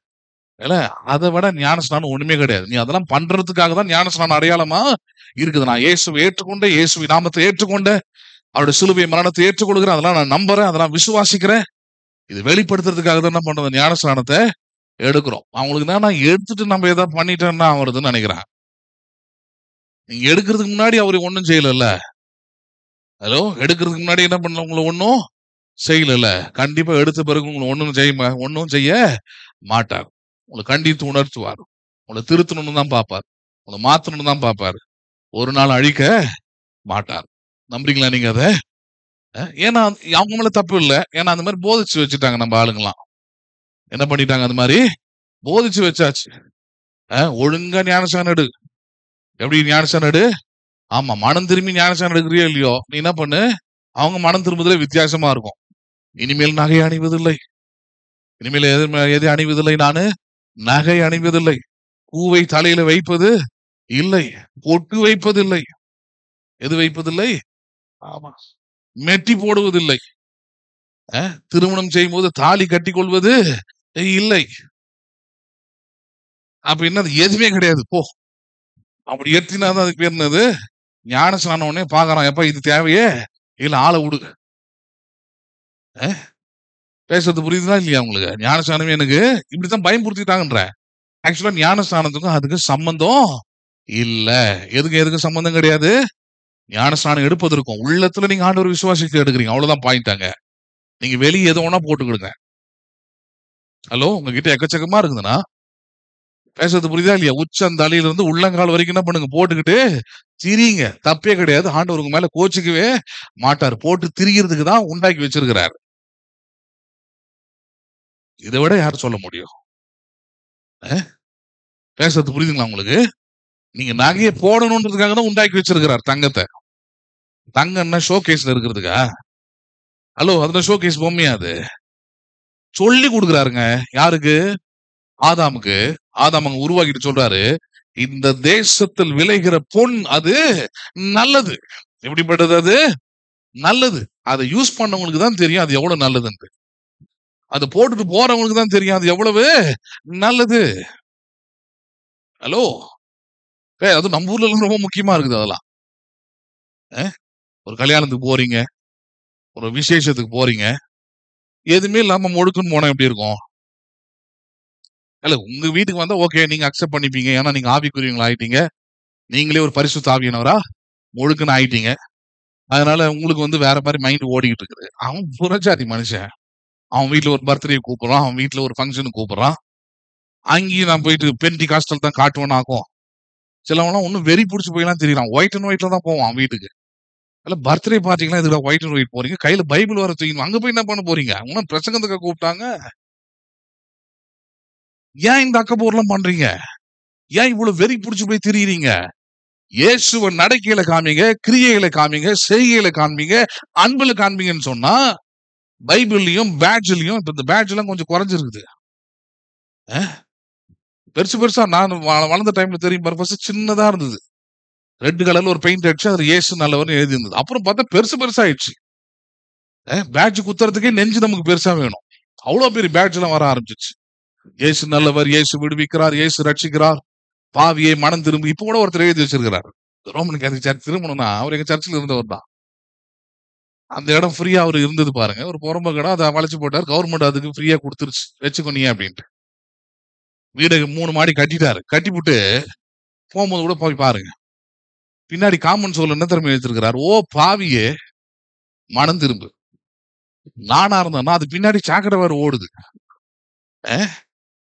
புல்டோசர் எடுத்துன்னு வந்து மொத்தமா வாரி தலையில ஊத்திட்டு தான் வந்திருப்பேன். எவ்வளவு கொழுப்பு இருக்கும் உனக்கு ராஸ்கல். இந்த பக்கம் ரோட்ல போகும்போது வரும்போதெல்லாம் என்னன்னு எழுதி வச்சிருக்கிற பாவியை. இவர் பேரு பரிசுத்தமான உள்ள, இவரு சர்ச்சுக்கே போறது இல்ல. 3 உருப்படாம இருக்குது பிள்ளைங்க. ஒரே பிரச்சனை. எங்க அப்பாவுக்கு கூப்பிட்டு அழுவேன். இப்போ சொன்னாரு, ஒரு மாசம் ஒரே அழுகுறாரா. அதான் சொன்ன, இந்த மாதிரி புத்தி இருந்தா, அண்ணன் பெரிய பரிசுத்தவான் காம்பவுண்ட் இருந்தா வேற ஏதோ எழுது, உன் துக்கம் சந்தோஷமா மாறன்னு எழுது, ஏசு உன்னை நேசிக்கிறார்னு எழுது. அதெல்லாம் மைண்ட்ல வராது. அது எப்படி நல்லா ஆயிட்டா எப்படி? துக்கம் எல்லாம் சந்தோஷமா ஆயிட்டா எப்படி? பாவின்னு சொன்னதான் குத்துதுல. ஆவியானவர் ஆயிருது. அதான் சொன்னேன், உனக்கு ஏன்டா அந்த வேலை? ஆவியானவர் வேலையை அவர் பார்க்கட்டும். அவர் பாவத்தை குறித்தும், நீதியை குறித்தும், நியாய தீர்ப்பை குறித்தும் அவர் கண்டித்து உணர்த்துவார். பாஸ்டருக்கே அந்த வேலை கிடையாது. நீங்களே ஒரு பாவம் செஞ்சுட்டு வரீங்கன்னா, நான் எப்படி திரும்ப அப்ரோச் பண்ணணும்? இயேசு அப்ரோச் பண்ண மாதிரி தான் பண்ணி ஆகணும். இன்னைக்கு பாஸ்டர்ஸ்லாம் எப்படி இருக்கிறான்? ஒரு பைபிள் இவ்வளவு பெருசு வாங்கி இதோட கொஞ்சம் பெருசா வச்சிருக்கிறாங்க. ஒரு இவ்வளவு பெரிய பைபிள், ஒரு ஜிப்பா, ஒரு வேட்டி, முடி கொஞ்சம் கொட்டியிருக்கணும். அது வேற ஒரு இது முக்கியமா இருந்தது. கொட்டிட்டு கொஞ்சம் பேஸ் வாய்ஸா இருக்கணும். இருந்ததுன்னா நீங்க என்ன செஞ்சாலும் சார், ஆவியானவரோட ஒரு படிக்கு மேல போயிட்டு உங்களுக்கு நியாயம் தீர்க்க அவங்க ரெடியா இருக்கிறாங்க. நீ விசுவாசியா இருந்துகிட்டு அப்படி பண்ணலாமா, இப்படி பண்ணலாமா, வியாதிகள் வரும், கேன்சர் இருக்குது, எய்ட்ஸ் இருக்குது, கொரோனா இருக்குது, நரகம் இருக்கிறது, குடுக்கலங்க இருக்கிறது. ஆனா பாவீங்களா, சபைக்குள்ள வந்தா முனியாண்டி விலாசம் மாதிரி அது இருக்குது இது இருக்குதுன்ட்டு இயேசு தவிர மத்தவங்க எல்லாம் அங்கே இருக்கிறாங்க. அதனாலதான் இயேசு அழகா அந்த வேலையை பார்த்தா தெரியுமா? கல் எடுத்துட்டு வரானுங்க அடிக்கிறதுக்கு ஒரு ஸ்திரீய பாக்குறானுங்க, சரியா சிக்கனா. ஏன்னா நம்மளே இவ்வளவு கோவப்படுறோம்னா இவர் நம்மளை விட பெருசா கோவப்படுவார், நம்மளை விட பெரிய ஆவியானவரா இருப்பார்னு நினைச்சாங்க. அவர் பார்த்தா உங்களில் பாவம் செய்யாதவன முதலில் அவள் மேல தள்ளிறீங்கன்றார், போயிடுறான். இவ பாக்குறான், இவர் கண்டிப்பா பாவம் செய்யாதவர், மத்தவங்க கிட்ட எல்லாம் எஸ்கேப் ஆயிட்டான், இவர்கிட்ட கண்டிப்பா அடி இருக்குது போல இருக்குது. இன்னைக்கு பாஸ்ட் விட்டு திருப்புன்னு திருப்புறாரு. கண்டிஷன், எங்க பாஸ்ட் மாதிரி கண்டிஷன் யாருமே கிடையாது. கண்டித்து உணர்த்தது அது மாதிரி ஒரு கண்டிஷனான பிரசங்க இன்னைக்கு கிடையாது பிரதர். கடைசி காலம் ஏல, இயேசுவின் காலத்துல அது கிடையாது. இயேசு அதை பண்ணல. பேசுறது புரியுதுங்களா? இயேசு என்ன தெரியுமா சொன்னாரு? நீ என்ன பண்ண, யார் யார் கூட எல்லாம் போன, எவ்வளவு சம்பாரிச்ச, இன்னும் கட்டி வச்சிருக்கிற, இல்ல அதெல்லாம் பாவத்துல வந்த பணமாக்கும், அதெல்லாம் மொத்தமா காணிக்கு பட்டியல் என்ன பண்ற போட்டு கங்கை நதியில எப்படி மூழ்கி இருந்தா பாவம் போயிடும், அது மாதிரி எங்க காணிக்கு பட்டியல் விழுந்தா என்ன பண்ணிடும், அதெல்லாம் நாங்க பார்த்து அதை கரெக்ட் பண்ணி எடுத்துக்கிறோமாக்கும். நீ என்ன பண்ண ஒழுங்கா? ஆமா, ஒழுங்கு ஞானஸ்நானம் எடுத்துட்டு ஆவியானவர் பெற்றுக்கொண்டு அந்நிய பாஷை பேசி இனிமேல் ஜாக்கிரதையா இரு, இதுதான் லாஸ்ட் சான்ஸ் உனக்கு. என்ன சான்ஸ்? அப்படியே சொன்னாரு, மகளே நீ போ, நீ என்ன பண்ணத பாவத்தை, இவ்வளவுதான். மொத்த டீலிங்கே இவ்வளவுதாங்க. டோட்டல் டீலிங்கே இவ்வளவுதான். யாரு? ஒரு பாவம் செய்து கையும் களவுமாக பிடிக்கப்பட்டவர்கள் சொன்னாங்க அவனுங்க. எப்படி பிடிக்கப்பட்டவள்? இவ காதுல வந்த செய்தி இல்ல, கையும் களவுமாக இதுக்குன்னே உட்கார்ந்துருப்பானுங்க போல இருக்குது. எவன் எங்க போய் என்ன பண்ணிக்கிட்டு இருக்கிறான்? நாய் பொழப்பு இல்ல அது. கையும் களவுமா புடிச்சிட்டு வந்திருக்கிறான் பாருங்க. புடிச்சிட்டு வந்து இயேசுக்கு முன்னாடி நிக்க வச்சு இவளை கல்லால் அடிச்சு கொல்லணும் நியாயப்பிரமாண பிரகாரம்னா அவர் சொல்றாரு. அதெல்லாம் நல்லது, ஒழுங்கா இருக்கிறவன் செய்யலாம், நீங்க அவன் மூடிக்கிட்டு என்ன பண்ணுங்க வேலைய பாருங்க. ரசிங்க ஆகிட்டவொன்னு எல்லாரையும் நியாயம் தீர்க்க தோணுதோ? நானே அவனுக்கு நியாயம் தீர்க்க போறது இல்ல. நீ போய் நீ என்ன பண்ணாத, அத செய்யாதன்னு சொல்றதுதான் இயேசுவுக்கே உரிமை இருந்தது. யாருக்கு உரிமை இருந்தது? அதை தாண்டி பாஸ்டர்ஸ் கிட்ட நீங்க என்னனோ எதிர்பார்க்கறாங்க விசுவாசிங்க. எங்க பாஸ்டர் மாதிரி இவர் இல்ல, எங்க பாஸ்டர் கிட்ட மட்டும் இது மாட்டி இருந்ததுன்னா அவ்வளவுதான், உண்டு இல்லன்னு பண்ணிட்டு என்னத்த பண்றது? என்னத்த உண்டு இல்லன்னு பண்ண சொல்றீங்க? இன்னும் எதுவும் அவங்கள பத்தி 4 வாரம் அவங்கள பத்தி பிரசங்கம் பண்ணிடணும். அவங்க செஞ்சதை ஒட்டு மொத்தமா எடுத்துட்டு வந்து நீங்க எல்லாம் சேர்ந்து அவங்களை என்ன பண்ண, காரி துப்புற மாதிரி பண்ணிருக்கணும், கல்லால அடிக்கிற மாதிரி பண்ணிருக்கணும். அதான் நல்ல பிரசங்கம் நினைக்கிறாங்க. இல்ல, நீ போ, என்ன பண்ணாது, இனிமேல் அதை செய்யாது. ஆமா, செஞ்சவன் தான், இனி அதை செய்ய போறது இல்ல. அந்த நிலைக்கு ஒரு உணர்வு வந்துச்சுன்னா அதான் சரியான பிரசங்கம். பேசுறது புரியுதுங்களா உங்களுக்கு? அப்ப அதனாலதான் இங்க சொல்றாரு, நீங்கள் மனம் திரும்பி இயேசு கிறிஸ்துவின் நாமத்தினால என்ன பண்ணுங்கள், நீங்கள் ஞானஸ்நானம் பெறுங்க. ஏன்? அடுத்த கட்டம் ரொம்ப முக்கியமானது இருக்குது. இதான் சொல்ல வந்தேன் நானு. இன்னைக்கு என்ன பண்ணிடுறாங்க, மனம் திரும்புறாங்க, ஞானஸ்நானம் எடுக்கிறாங்க, அடுத்தது அப்படியே டாபிக்கே மாறுது. சர்ச்சுக்குள்ள வந்தீங்கன்னா எதை பத்தி டாபிக் போகுது? எதை பத்தி டாபிக் போகுது? 2 டாபிக் தான் இருக்கும். ரொம்ப கஷ்டமா இருந்தீங்கன்னா, இப்ப இந்த ஏப்ரல்லாம் வருது இல்லையா, ஸ்கூல் ஃபீஸ் அது இதுன்னு எல்லாம் வரும், நிறைய தேவைகள் இருக்கும். கரெக்டா பிரசங்கம் வச்சிருப்பாங்க. கவலைப்படாதே, கர்த்தர் மேல் உன் பாரத்தை வைத்து விடு, அவர் உன்னை ஆர்தரிப்பார், ஃபீஸை கட்டுவார். அங்கிருந்து வரும், இங்கிருந்து வரும். அடியனுக்கு கூட அப்படிதான் வருது. பாஸ்டர்ஸை பத்தி பலரும் புரிஞ்சு வச்சிருக்கிறதா. என் நண்பனை என்கிட்ட ஒருத்தன் சொன்னான் பாருங்க, கிறிஸ்தவன். உனக்கு என்னப்பா, உனக்கு 1000 வழி இருக்குதுன்றான். எத்தனை வழி இருக்குது? சந்தோஷம் நினைச்சுக்கிட்டேன். ரைட், அவன் அறிவு அவ்வளவுதான், அவன் புரிதல் அவ்வளவுதான். எனக்கு அப்படியா? எனக்கு இருக்கிற ஒரே அவனா சொல்றான்னா, எனக்கு என் புருஷன், என் பொண்டாட்டி, என் பிள்ளைங்க யாராவது ஒருத்தர் சம்பாரிச்சு கொடுத்தாதான் எனக்கு உண்டு. இல்ல நான் சம்பாரிச்சாதான் உண்டு, வேற பொழப்பு எனக்கு கிடையாது. பேசுறது புரியுதுங்களா இல்லையா உங்களுக்கு? சோர்ஸ் எப்படி யோசிக்கிறான் பாருங்க. எல்லாருக்குமே சோர்ஸ் ஒண்ணுதான்.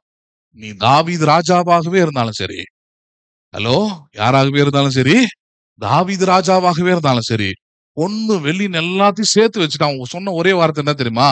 உம்முடைய கரத்திலிருந்து இவைகள் எல்லாம் வந்தது. எங்க இருந்து வந்தது? அதனாலதான் சொல்லுங்களேன், உம்முடைய கரத்தில் வாங்கி நாங்கள் உமக்கே தருகிறோம், நாங்கள் ஏமாத்திரம்னா. The source is only God. ராஜாவுக்கே சோர்ஸ் யாருதான்?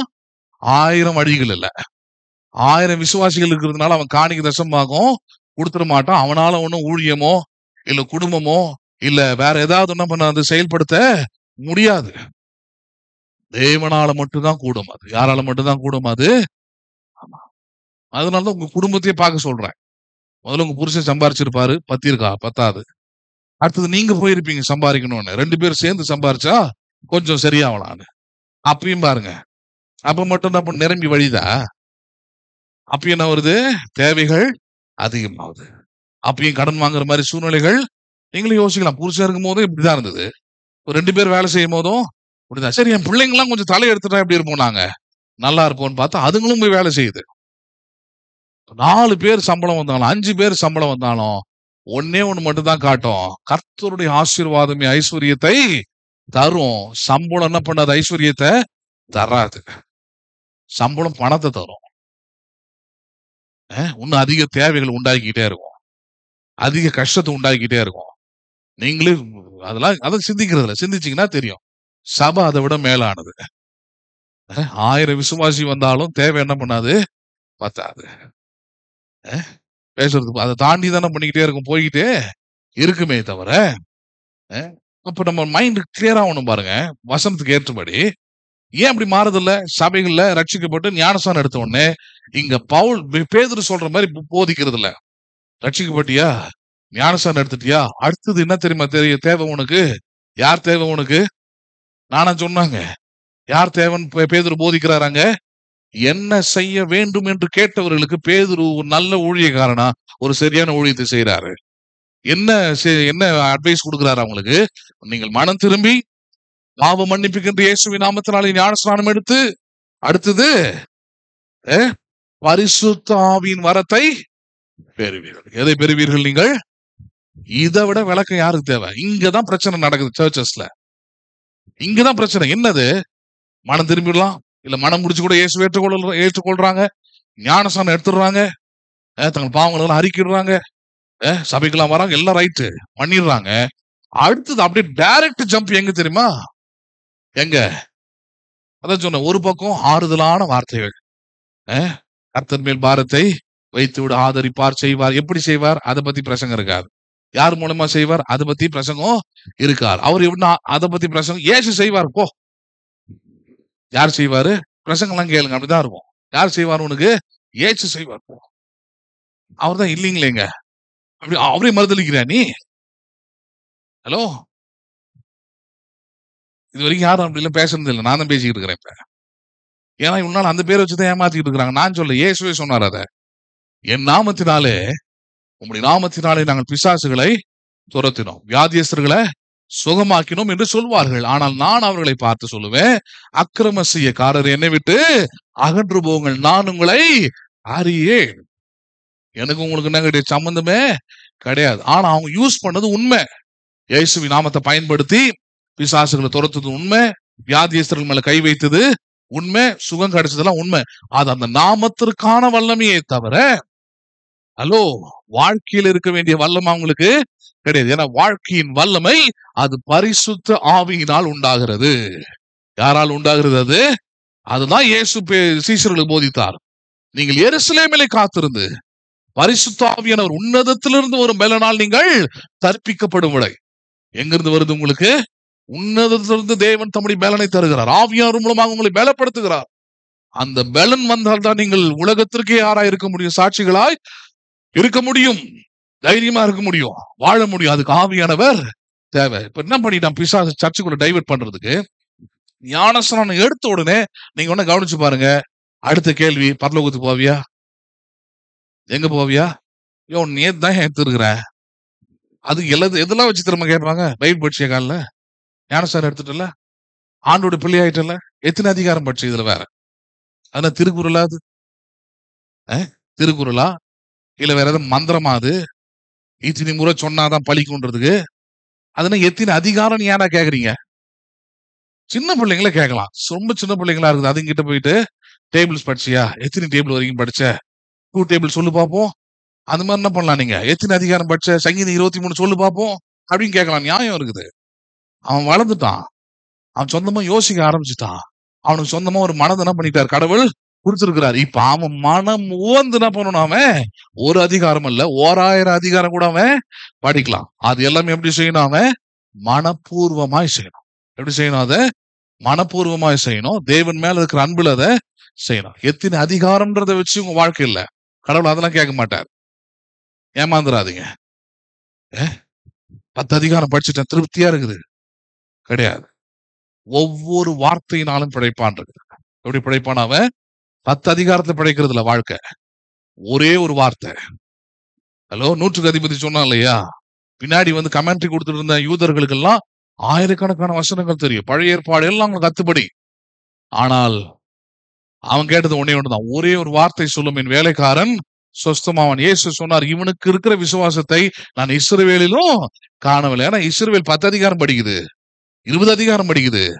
ஆனா இவனுக்கு இருந்தது ஒரே ஒரு வார்த்தையில தேவனுடைய வல்லமை என்ன பண்ணும், வெளிப்படும் என்கிற அறிவு ஞானம். நம்புறீங்களா நீங்க? அத one word will give you life, one word will expose the power of God. ஒரே ஒரு வார்த்தை தேவனுடைய வல்லமையை வெளிப்படுத்தும். நம்புறீங்களா நீங்க? அத அடக்கம் பண்ணு 4 நாள் ஆகுதுங்க. லாசருவை இயேசு என்ன பண்ணாரு, எல்லாரும் கை பிடிச்சுக்கோ, நல்லா கை பிடிங்க, கை தூக்குங்க. கல்லறைக்கு நேரம் என்ன பண்ணும், கைகளை இன்னைக்கு இந்த கூட்டத்தை விட்டு அதான் பண்ணிருப்பானுங்க. கை என்ன பண்ணும், கல்லறைக்கு நேரம் தூக்கு தூக்கு, ஜோம் பண்ணுங்க, நல்லா ஆவில் நிறைஞ்சு என்ன பண்ணுங்க, ஜோம் பண்ணுங்க, அந்நிய பாஷையில பேசுங்க. யோ, கல்லறைக்கு முன்னாடி நின்னுக்கிட்டு வேலை பாக்குற? ஏசு போனவர் அமைதி நின்னாரு, லாசருவே வெளியே வா. அவ்வளவுதான், முடிஞ்சு போச்சு. எந்த கை தூக்கணும் இல்ல, எந்த அந்நிய பாஷையும் இல்ல, ஹலோ, எந்த ஆவிலையும் நரம்புல எந்த சேட்டையும் பண்ணல. தான் சொல்ல வரேன், நான். எது தேவன் பாருங்க. வாழ்க்கையை எது மாற்றும், வாழ்க்கை எது செழிப்பாக மாற்றும், வாழ்க்கை எது வல்லமையா மாற்றும்னா இப்படிப்பட்ட தெளிவு, இப்படிப்பட்ட அறிவுதான். கும்பல்ல போய் மாட்டிக்காதீங்க, கும்பலை பார்த்து ஏமாந்துடாதீங்க. ஓ, இப்படிலாம் தான் வேலை செய்யும் போல இருக்குது. கல்லறைக்கு முன்னாடி போய் நின்னுக்கிட்டு ஆமா கையை தூக்கி ஆட்டி கீட்டி பண்ணி கத்தி கீத்தி உருண்டு விருந்து பண்ணாதான் லாஸ்ட் என்ன பண்ணுவான், எழுந்து வெளியே வருவான் போல இருக்குது. இல்ல அவன் நிரந்தரமா படுத்துப்பான். எப்பா இந்த கும்பலோட நம்ம சேரக்கூடாது, ரொம்ப ஓவரா கத்துறானுங்க, அதுக்கு உள்ளவே எப்படி இருக்குது, நிம்மதியா இருக்குது, உள்ளவே கிடப்போம் அப்படின்னு இருந்துருவான். கத்தக்கூடாது. No shouting. ஆனந்த சத்தம் இருக்கலாம், ஆர்ப்பரிப்பின் சத்தம் இருக்கலாம், வெற்றியின் சத்தம் இருக்கலாம். ஆனா தேவையில்லாத அங்கலாய்ப்பு சத்தம் பண்ணக்கூடாது. கொய்யாமொய்யான்ற சத்தம் எல்லாம் சர்ச்சுக்குள்ள இருந்ததுன்னா நீ வேற எங்கேயோ உடுக்கு அடிக்கிற இடத்துல இருக்க வேண்டிய ஆளு, சர்ச்சில் இருக்க வேண்டிய ஆளே இல்ல. பேசுறது புரியுதா இல்லையா? ஒரு அம்மா அப்படிதான் என்கிட்ட ரொம்ப வருஷத்துக்கு முன்னாடி சொன்னுச்சு, உங்க சபையில ஒரு ஆவி நிறையவே இல்லைன்னு. நான் கேட்டேன், என்ன வேணும்னு கேட்டேன். ஒரு ஆவி நிறைவுனா ஒருத்தர் அந்நிய பாஷை பேசினா நாங்களாம் சேர்ந்து பேசுவோம். நான் சொன்னேன், நீ பேசு. இல்ல நீ பேசு, அது மத்தவங்க ஆரம்பிச்சு விட்டா நீ ஆரம்பிச்சு விடுவியா, பேசுவ? இல்ல யாராவது ஆரம்பிச்சு விடணும்ல அப்படின்னு. அந்த அம்மா யாராவது என்ன பண்ணி விடணுமா, இந்த அம்மாக்கு ஸ்டார்டிங் ட்ரபிள் போல இருக்குது. அப்படியே சொன்னேன், உனக்கு இங்க செட் ஆகாது, நிறைய இருக்குது, தெருக்கு தெரு இருக்குது, வீதிக்கு வீதி இருக்குது, போய் அங்க இங்க போய் என்ன பண்ணிடு, ஜோதியில ஐக்கியம் ஆயிடு. இங்க இப்படிதான், இங்க அவன் அவனுக்குள்ள என்ன பண்ணணும், அனல அவன் எழுப்பிக்கணும், அவன் கடவுளை ஆராதிக்கணும், அவங்கவுங்க கடவுளை நேசிக்கணும், அவங்கவுங்க கடவுளை அன்பு கோரணும். எழுப்பி விடுறது இல்ல, கலப்பி விடுறது இல்ல, அந்த வேலையில இங்க செய்யறது இல்லை. ஏன்னா அது கிறிஸ்தவம் இல்லை, அது உண்மையான கிறிஸ்துவை வெளிப்படுத்த முடியாது. அது வாழ்க்கையை மாத்தாத பாருங்க, ஏன் மாத்திரும். You will waste your time. அதுல தான் இந்த இடத்துல பாக்குறோம். முதல்ல மனம் திரும்பு, பாவ மன்னிப்புகின்ற இயேசுவின் நாமத்தினாலே ஞான ஸ்நானத்தை ஏடு. அடுத்தது பரலோகத்துக்கு போவோமான்னு பார்க்காத, ஆவியானவரை பெற்றுக்கொள். யாரை பெற்றுக்கொள்? நீ receive the Holy Spirit in you. யாரை பெற்றுக்கொள்? நீ முதல்ல. அப்போ ஒரு விசுவாசியாகிய உங்களுக்கு அதுதான் வரணும். நான் இயேசுவின் நாமத்தினாலே ரட்சிக்கப்பட்டுட்டேன், இயேசுவின் நாமத்தினாலே சபைக்குள்ள வந்துட்டேன். இப்ப எனக்கு தேவை அடுத்தது பரலோகத்துக்கு போறது இல்ல. அடுத்தது எனக்கு தேவை என்னது? ஆவியானவர். யார் தேவை எனக்கு? அவர்தான் என்னை சகல சத்தியத்துக்குள்ளும் வழி நடத்துகிறவர். அவர்தான் எனக்கு பாவத்தை குறித்து, நீதி குறித்து, நியாய தீர்ப்பு குறித்து என்னை கண்டித்து உணர்த்துகிறவர். அவர்தான் சகல ஆறுதலின் தேவனாக இருக்கிறவர்.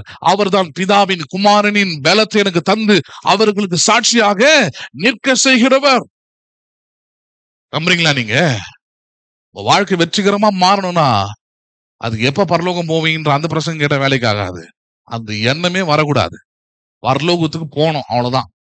எங்க போனோம்? நீங்க பரலோகத்துக்கு போனோம். அதுக்கு முன்னாடி இந்த வேலையை செய்ய சொல்லி இருக்கிறார் அவர்தான். எந்த வேலையை? ஆவியானவரை பெற்றுக்கொள்ளுங்க, அவருடைய வரங்களை பெற்றுக்கொள்ளுங்க, அவருடைய கனிகளை பெற்றுக்கொள்ளுங்க, அவருடைய ஆவியினால நடவுங்க, அவருடைய வல்லமையை வெளிப்படுத்துங்க. உங்கள் மூலமாக பேதுரு ஆவியானவர் பெற்றுக்கொண்ட போது 3000 பேருக்கு உண்டான பாதிப்பு. எத்தனை பேருக்கு உண்டான பாதிப்பு? அங்க சாதாரணமா நினைக்கிறோம். 3000 பேரும் கேட்கிறான், நாங்கள் என்ன செய்ய வேண்டும்? Tell us. இத்தனை லட்சம் கிறிஸ்தவர்கள். ஹலோ, நாங்க சபை அப்படி கட்டிடமாக்கோம், எங்க சர்ச்சு தான் பெருசு. இப்ப புதுசா வந்திருக்கிறானுங்க டெக்னாலஜில. அதிகமான சப்ஸ்கிரைபர்ஸ் எங்க யூடியூபுக்கு தான். என்னடா இதெல்லாம்? என்னது இது? இவ்வளவு மட்டமெல்லாம் இறங்குறீங்க, இவ்வளவு சீப்பா போயிட்டீங்க. அதிகமான வியூஸ் எங்களுக்கு தான் ஓடுது. என்னடா, என்னதான் ஆச்சு உங்களுக்கு? எதுவுமே இல்ல. என் பையனுக்கு ஒரு கார்ட்டூன் நெட்வொர்க் கோகோமெலன் டைப் பண்ணி அதை ஆன் பண்ணி பார்த்தேன். அந்த வீடியோ அப்லோட் பண்ணி 1 மாசம் தான் ஆகுது. 10 மில்லியன் பேர் பாத்துக்கிறான். எத்தனை மில்லியன் பேர் பாத்துக்கிறான்? தூக்கி வாரி போட்டுடுச்சு எனக்கு. அடா பாவீங்களா, கார்ட்டூன் நெட்வொர்க் பொம்மை படத்தை 10 மில்லியன் பேர் பார்த்திருக்கிறான். இந்த கிறிஸ்தவ சைக்கோக்கள்லாம் இன்னைக்கு கிறிஸ்துவ காண்பிக்க முடியாம, கிறிஸ்துவுக்கு சாட்சியா இருக்க முடியாம, ஆவியானவரை பற்றிய அறிவோ வெளிப்பாடோ வெளிப்படுத்த முடியாம எதை பேசிட்டு உட்கார்ந்து இருக்கிறீங்க? எதை கேட்டு உட்கார்ந்து இருக்கிறான் சபைக்குள்ள? எங்க சர்ச் பெருசு, எங்களது யூடியூப் பெருசு, எங்களது சப்ஸ்கிரைபர் பெருசு, எங்களதுல 10,000 சப்ஸ்கிரைபர் இருக்கிறாங்க, எங்க பாஸ் மாடி மேல மாடி கட்டுறாராகும். எல்லாம் ரைட்டு. நீங்க அப்ப போட்டி போட வேண்டியது இங்க இல்ல, திருப்பதியில இருக்கிற கோவில் கிட்டதான். ஹலோ, நீங்க இருக்க வேண்டிய இடம் இங்க இல்ல. நீங்க இருக்க வேண்டிய இடம் எங்க கிடையாது, இங்க கிடையவே கிடையாது. நீங்க சேஞ்ச் பண்ணி அப்படி ஆந்திரா பக்கம், தெலுங்கானா பக்கம் போயிடுங்க. அங்க போய் கம்பேர் பண்ணுங்க.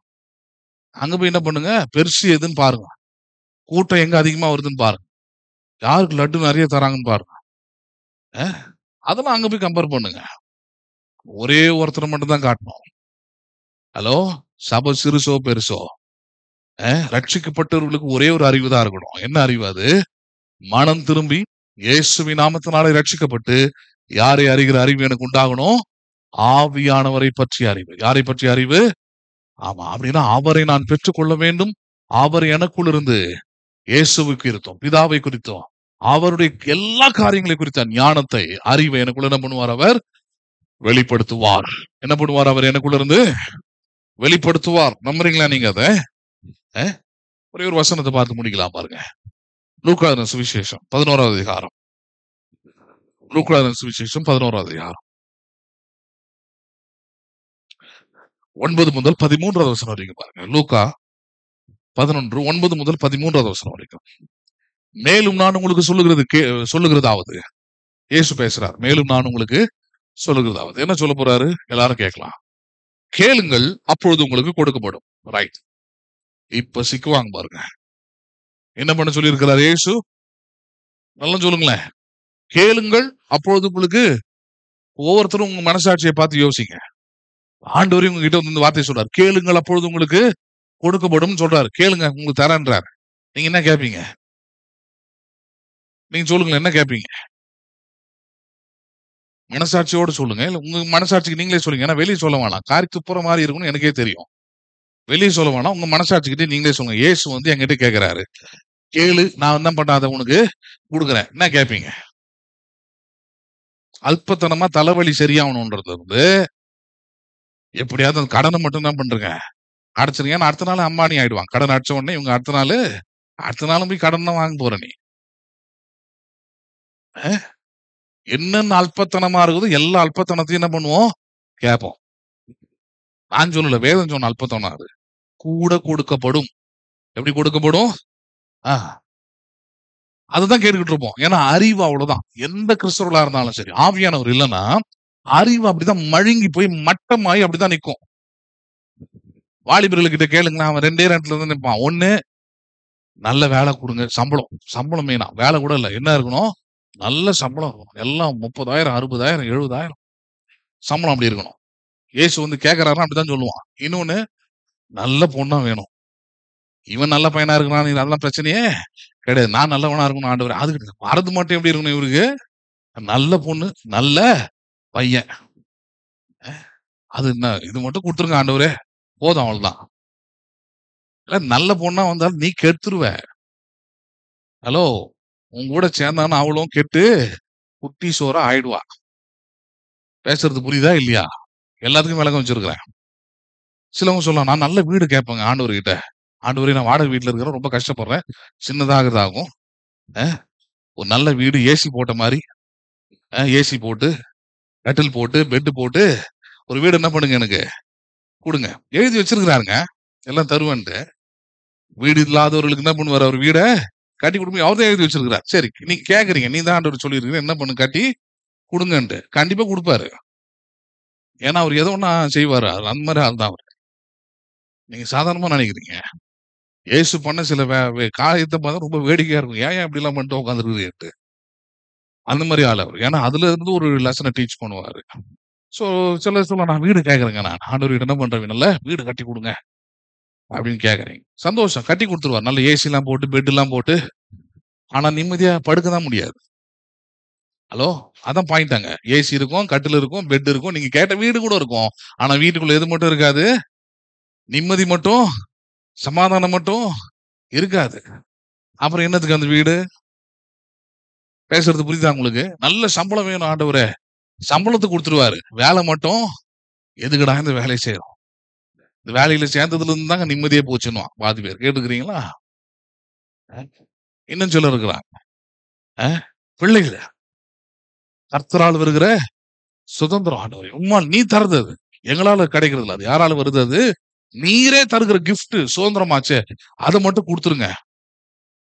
ஹலோ, நான் எழுதி தரேன், பிறந்து ஒரு 2 நாள் தான் ரசிப்பீங்க.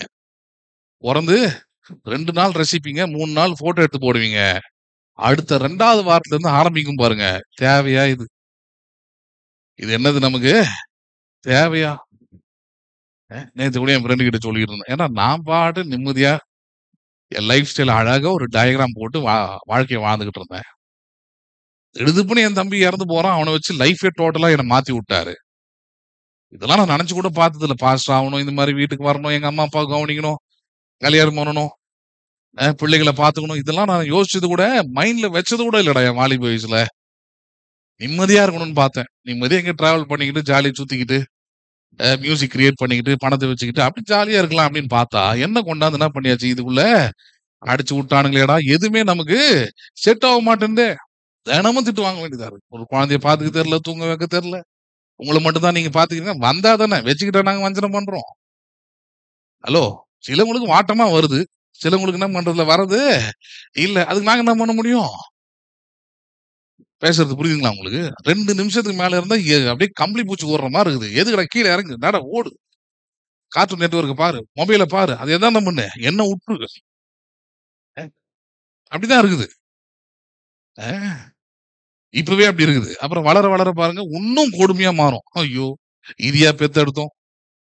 என்னென்ன கேள்வி கேட்கறான். என்னென்ன, உனக்கு ஒண்ணும் தெரியாது, வாய் மூடு. எல்லாம் நான் சொல்றேன், இனிமேல் என்ன பண்ணு, வாய் மூடிக்கிட்டு செய். வரும் அந்த காலமும் எனக்கு. எல்லாத்தையும் ஃபேஸ் பண்ணிதான் அவன் ஆண்டவரே அப்படி மட்டும் வந்துடக்கூடாது. உலகத்துல பிறந்துட்டா இது எல்லாத்தையும் நீங்க சந்திச்சே, யாரா இருந்தாலும் சந்திச்சாகணும். ஹலோ, எங்க அப்பா அம்மா நல்லவர் கிடையாது, அவர் இதெல்லாம் விட பன்மடங்கு சந்திச்சிருக்கிறாரு. அதனால ஐ எம் வெயிட் பண்ணிட்டு இருக்கிறேன். ஒரே மனைவி ரொம்ப அதிர்ச்சியா சொல்லுவேன், எங்க டெவினா அப்படிலாம் பண்றான்னு அப்படின்னு சொல்லுவா. அப்புறம் நான் சிரிச்சுக்கிட்டே இருப்பேன். பரவாயில்ல, நம்ம பண்ணதுல ரொம்ப கம்மியா தான் பண்ணிக்கிட்டு இருக்குது இப்போதைக்கு. நம்ம பண்ண அளவுக்கு ஒன்றும் வரல. அவளுக்கு தான் அது அதிர்ச்சியா இருக்கு, எனக்கு ஒரு அதிர்ச்சியும் கிடையாது. அப்ப ஆண்டவர் கேளுங்கள் அப்பொழுது உங்களுக்கு கொடுக்கப்படும் கேட்டா, நம்ம இந்த மாதிரியான பிரச்சனைக்குரிய விஷயத்தை தான் கேட்டுக்கிட்டு இருப்போம். தீர்வு கிடைக்காத விஷயத்தை கேட்டுதான் என்ன பண்ணிக்கிட்டு இருப்போம், கேட்டுக்கிட்டே இருப்போம். ராஜ்யத்தை கேட்க மாட்டோம். எதை கேட்க மாட்டோம்? ஆமா, அதுதான் சொல்லி கொடுத்தார். நீங்கள் முதலாவது தேவனுடைய ராஜ்யத்தை தேடுங்கள், அப்பொழுது இவைகள் எல்லாம் உங்களுக்கு கூட கொடுக்கப்படும். அப்ப நல்லா இருக்கும், பிள்ளைகள் நல்லா இருக்கும், மனைவி நல்லா இருக்கும். நிறைய பேருக்கு ஏன் மனைவியை பார்த்தா அப்படியே பேயை பார்த்த மாதிரி இருக்குது, பிசாச பார்த்த மாதிரி இருக்குது. பாஸ்டர்ஸ்கே மனைவி அவ்வளவு கேவலமா சித்தரிச்சு கிண்டல் அடிச்செல்லாம் சிரிப்பாங்க, பாத்துருக்கீங்களா? ஏன்னா உண்மையாவே அந்த அம்மா அப்படிதான் இருக்கும். ஏன்னா அவங்களுடைய மைண்ட் செட் அப்படி இருக்குது. மனைவி வீட்டோரங்களில் பிசாசை போல் இருக்கிறாள், பேயை போல் உலாத்துகிறாள், அசுத்தாவியாய் அலைகிறாள். எப்படி எப்ப வருவான் பாக்கணும், இனி வரட்டும். போன் வெயிட்டிங்ல போயிட்டு இருக்குது. இது ஆரம்ப கட்டத்துல. அதுக்கப்புறம் கேட்கிற பணத்தை கொடுக்கறது இல்ல. அவனை பாரு, இவனை பாரு, என் கூட வேலை செய்யற அந்த ஆளை பாரு, இப்படி எல்லாம் போகும். இந்த டெவலப் வரைக்கும் போகும். அப்ப கண்டிப்பா பொண்டாட்டியை பார்த்தா எப்படிதான் இருக்கும், சண்டைக்காரியை பார்த்தா பிசாசை பாக்குற மாதிரிதான் இருக்கும். அதனாலதான் ஆண்டவர் அப்படியே மாத்துறாரு. நீ ராஜ்யத்துக்குள்ள வந்துட்டீங்கன்னா, இஃப் யூ ஆக்ஸ் த கிங்டம், நீ ராஜ்யத்தை தேட ஆரம்பிச்சிட்டீங்கன்னா, ஆவியானவர் உனக்குள்ள இருந்து கிரியை செய்ய ஆரம்பிச்சிட்டானா, அது எவ்வளவு மோசமானதா இருந்தா கூட சரி, உன் மனைவி வீட்டோரங்களில் கனித்தரும் திராட்சை கொடியை போல் இருப்பார். உன் பிள்ளைகள் ஒளிவு மர கன்றுகளை போல எப்படி இருப்பார்கள், அவர்கள் உன் பந்தியை சுற்றிலும் இருப்பார்கள். அப்படி மாறும் லைஃப். எப்படின்னா, first you seek the kingdom. அந்த கிங்டம்க்கு தான் ஆவியானவர் தேவை. அந்த கிங்டம்க்கு தான் யார் தேவை? இப்ப அதான் உங்களுக்கு சொல்லி தரேன். இவ்வளவு தூரம் விளக்குறேன்னா, நீங்க இந்த உலகத்துக்கு தேவையானவங்களும் ஆண்டவர்கிட்ட கேட்கலாம், தப்பு கிடையாது. அது அவர் தராரு, அதுவும் பிரச்சனை கிடையாது. ஆனால் அதில் உங்களுக்கு முழுமையான நிறைவு உண்டாகாது. நீங்க கேட்க வேண்டியது எது? அதுதான் இயேசு கற்றுத் தருகிறார். யாரு கற்றுத் தருவது? இப்ப எதை கேட்கணும், எதை நீங்க பெறணும், எதை பெற்றால் மற்றது எல்லாத்தையும் நீங்கள் பெற்றுக்கொள்ள முடியும்ன்றது இயேசு போதிக்கிறார். சரி, இப்ப அவர் அப்படி ஆரம்பிக்கிறார். கேளுங்கள் அப்பொழுது உங்களுக்கு கொடுக்கப்படும், தேடுங்கள் அப்பொழுது கண்டடைவீர்கள், தட்டுங்கள் அப்பொழுது உங்களுக்கு திறக்கப்படும். ஏனென்றால் கேட்கிறவன் எவனும் என்ன பண்ணுகிறான்? ஸ்ட்ராங்கா பேசுறார் ஒரு விஷயத்த. கேளுங்க கிடைக்கும் கண்டிப்பா, தட்டுங்கள் திறக்கப்படும், தேடுங்கள் கண்டிப்பாக கண்டடைவீர்கள். இப்படிலாம் இவ்வளவு ஸ்ட்ராங்கா பேசுறாரு. அதுக்குதான் 2 வாட்டி ரிப்பீட் போடுறாங்க வசனத்தை. இயேசுவே பேசுறாரு. ஏன்னா கண்டிப்பா கிடைக்கும், சமாதானத்தை தேடுறே கண்டிப்பா கிடைக்கும், வெற்றியை தேடுறே கண்டிப்பா கிடைக்கும். ஆனா அதுக்கு யார் தேவைன்றது முதல்ல தெரிஞ்சுக்கும். எது தேவைன்னு தெரியாமே நீ மற்ற காரியங்கள் தேவைன்னு ஓடிக்கிட்டு இருக்க. வெற்றிக்கு தேவையானவர் யார்? வாழ்வுக்கு தேவையானவர் யார்? சமாதானத்துக்கு தேவையானவர் யார் அப்படின்றத நீ மைண்ட்லயே வைக்கிறது இல்ல. வெறும் சமாதானம் தேவை, வெறும் வெற்றி தேவை, வெறும் செழிப்பு தேவை. இயேசு அழகா சொல்லி கொடுக்கிறார். எப்படி இப்ப ஆரம்பிக்கிறார் பாருங்க. எது தேவை, எதை கேட்கணும். 11, உங்களில் தகப்பனா இருக்கிற ஒருவனிடத்தில் மகன் அப்பம் கேட்டால் அவனுக்கு கல்லை கொடுப்பானோ? கண்டிப்பா நல்ல அப்பா அந்த வேலையை என்ன பண்ண போறது இல்ல, செய்ய போறது இல்ல. பையன் கேக்குறான் அப்பா கிட்ட, அப்பம் வேணும், சாப்பிட ஏதாவது சாப்பாடு வேணும்னு கேட்டா, அப்பா நல்ல அப்பாவா இருந்தா அவரால் முடிஞ்ச பெஸ்ட் என்ன பண்றாரு, அவனுக்கு வாங்கி கொடுப்பாரு. அவர் தான் அப்பா. புரியுதுங்களா உங்களுக்கு? அவரால் என்ன முடியுமோ அந்த பெஸ்ட். அவர்கிட்ட 100 ரூபாய் தான் இருக்குதுன்னா அந்த 100 ரூபாய்க்கான பெஸ்ட் என்ன பண்றாரு, அவரு வாங்கி தர்றாரு. ஏன் 1000 ரூபாய்க்கு வாங்கி தரலன்னு கேட்க கூடாது, அவர்கிட்ட இல்ல. ஆக மொத்தம் அவர்கிட்ட என்ன பெஸ்ட் இருக்குதோ கண்டிப்பா அதுதான் என்ன பண்ண போறார், தன்னுடைய மகனுக்கு செய்ய போறார். இதுதான் தகப்பன் தன் பிள்ளைக்கு செய்கிற மிகப்பெரிய ஒரு காரியம். இது எதுக்காக பேசுறது பின்னாடி புரிஞ்சுக்கலாம். சரி, இப்படி கேட்கிறார். சரி, கேட்டால் அவனுக்கு கல்லை கொடுப்பானோ? மீனை கேட்டால் மீனுக்கு பதிலாக பாம்பை கொடுப்பானோ? அல்லது முட்டையை கேட்டால் அவனுக்கு தேலை கொடுப்பானோ? பேசிட்டு அடுத்த வார்த்தையில ஒண்ணு ஆரம்பிக்கிறார் பாருங்க. 13, பொல்லாதவர்களாகிய நீங்கள். எப்படிப்பட்டவர்களாகிய நீங்கள்? ஆக்சுவலா நல்லவர்களாகிய நீங்கள் தான் சொல்லிடணும் அந்த இடத்துல. ஏன்னா நீங்க அப்பத்தை கேட்டா அப்பத்தையே தரீங்க, மீனை கேட்டா மீனையே இப்படிதானே பண்றீங்க. நீங்க எப்படி பிள்ளைங்களை வளர்த்துருப்பீங்க?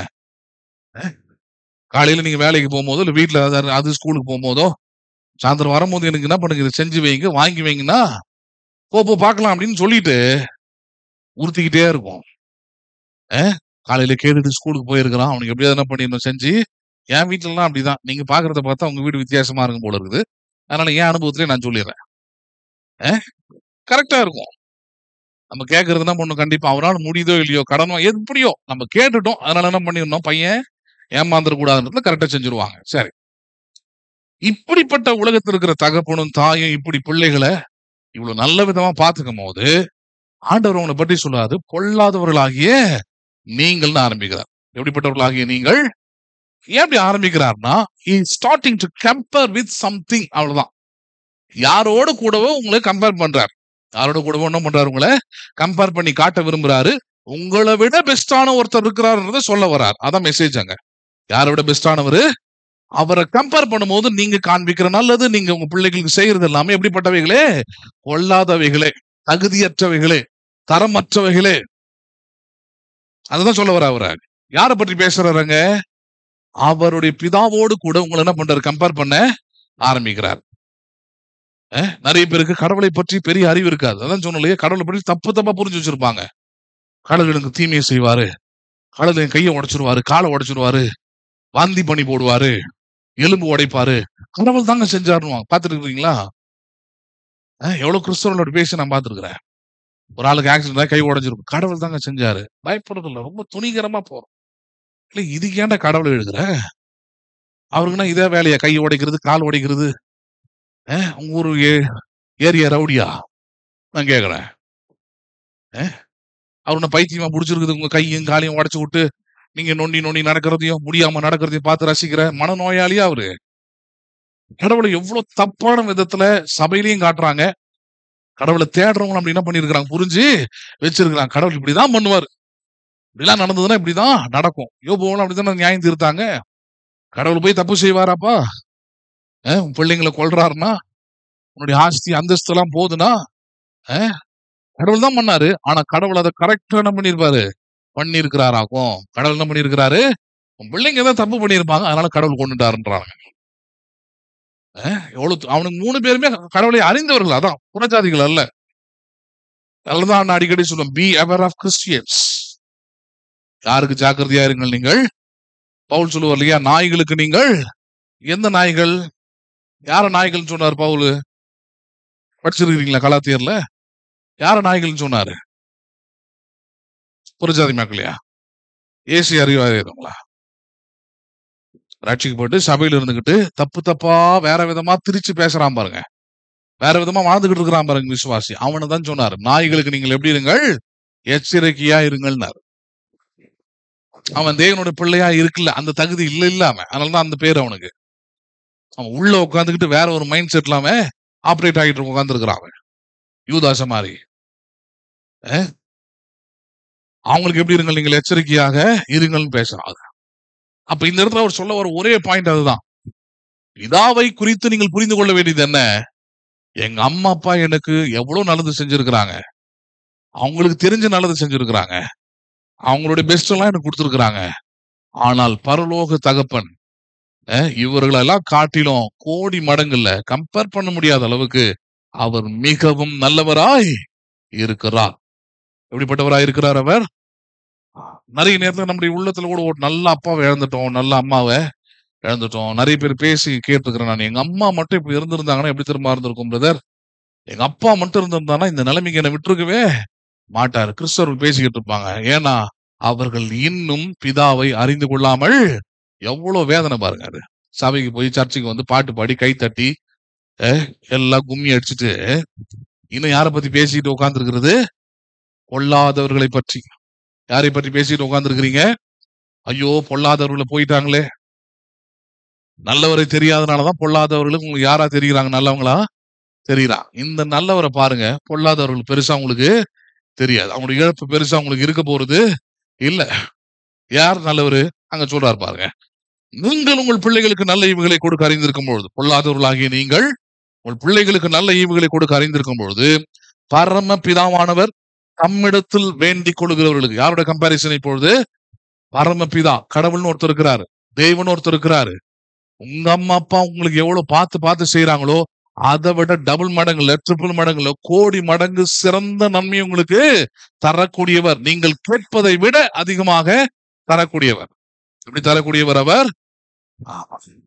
உங்க அப்பாவாவது அப்பத்தை கேட்டா அப்பத்தை வாங்கிதான் தருவார்.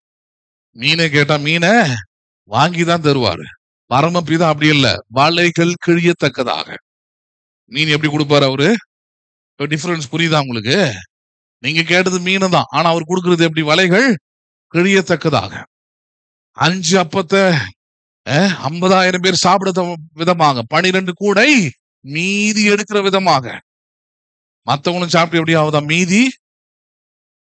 புரியுதா இப்ப ஏன் பொல்லாதவங்கன்ட்டு?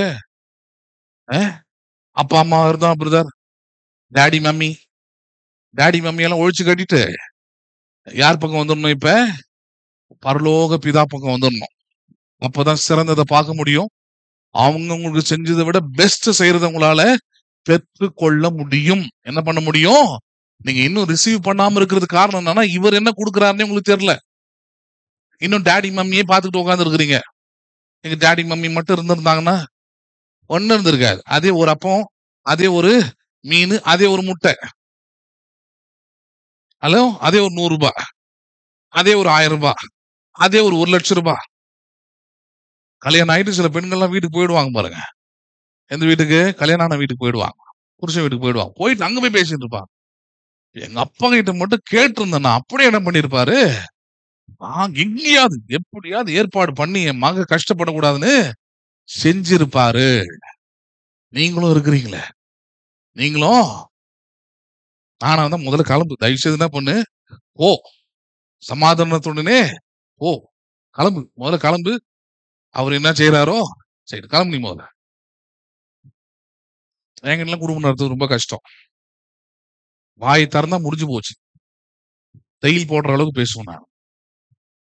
வாயை தரக்கூடாது இந்த பக்கம். கிளம்பிடு, தயவு செய்து என்ன பண்ணு, கிளம்பு. கார் கூட வர வைக்கிறேன், டிரைவர் வர வைக்கிறேன், மூட்டை முடிச்சுலாம் கிளம்பி என்ன பண்ணு, ஓ.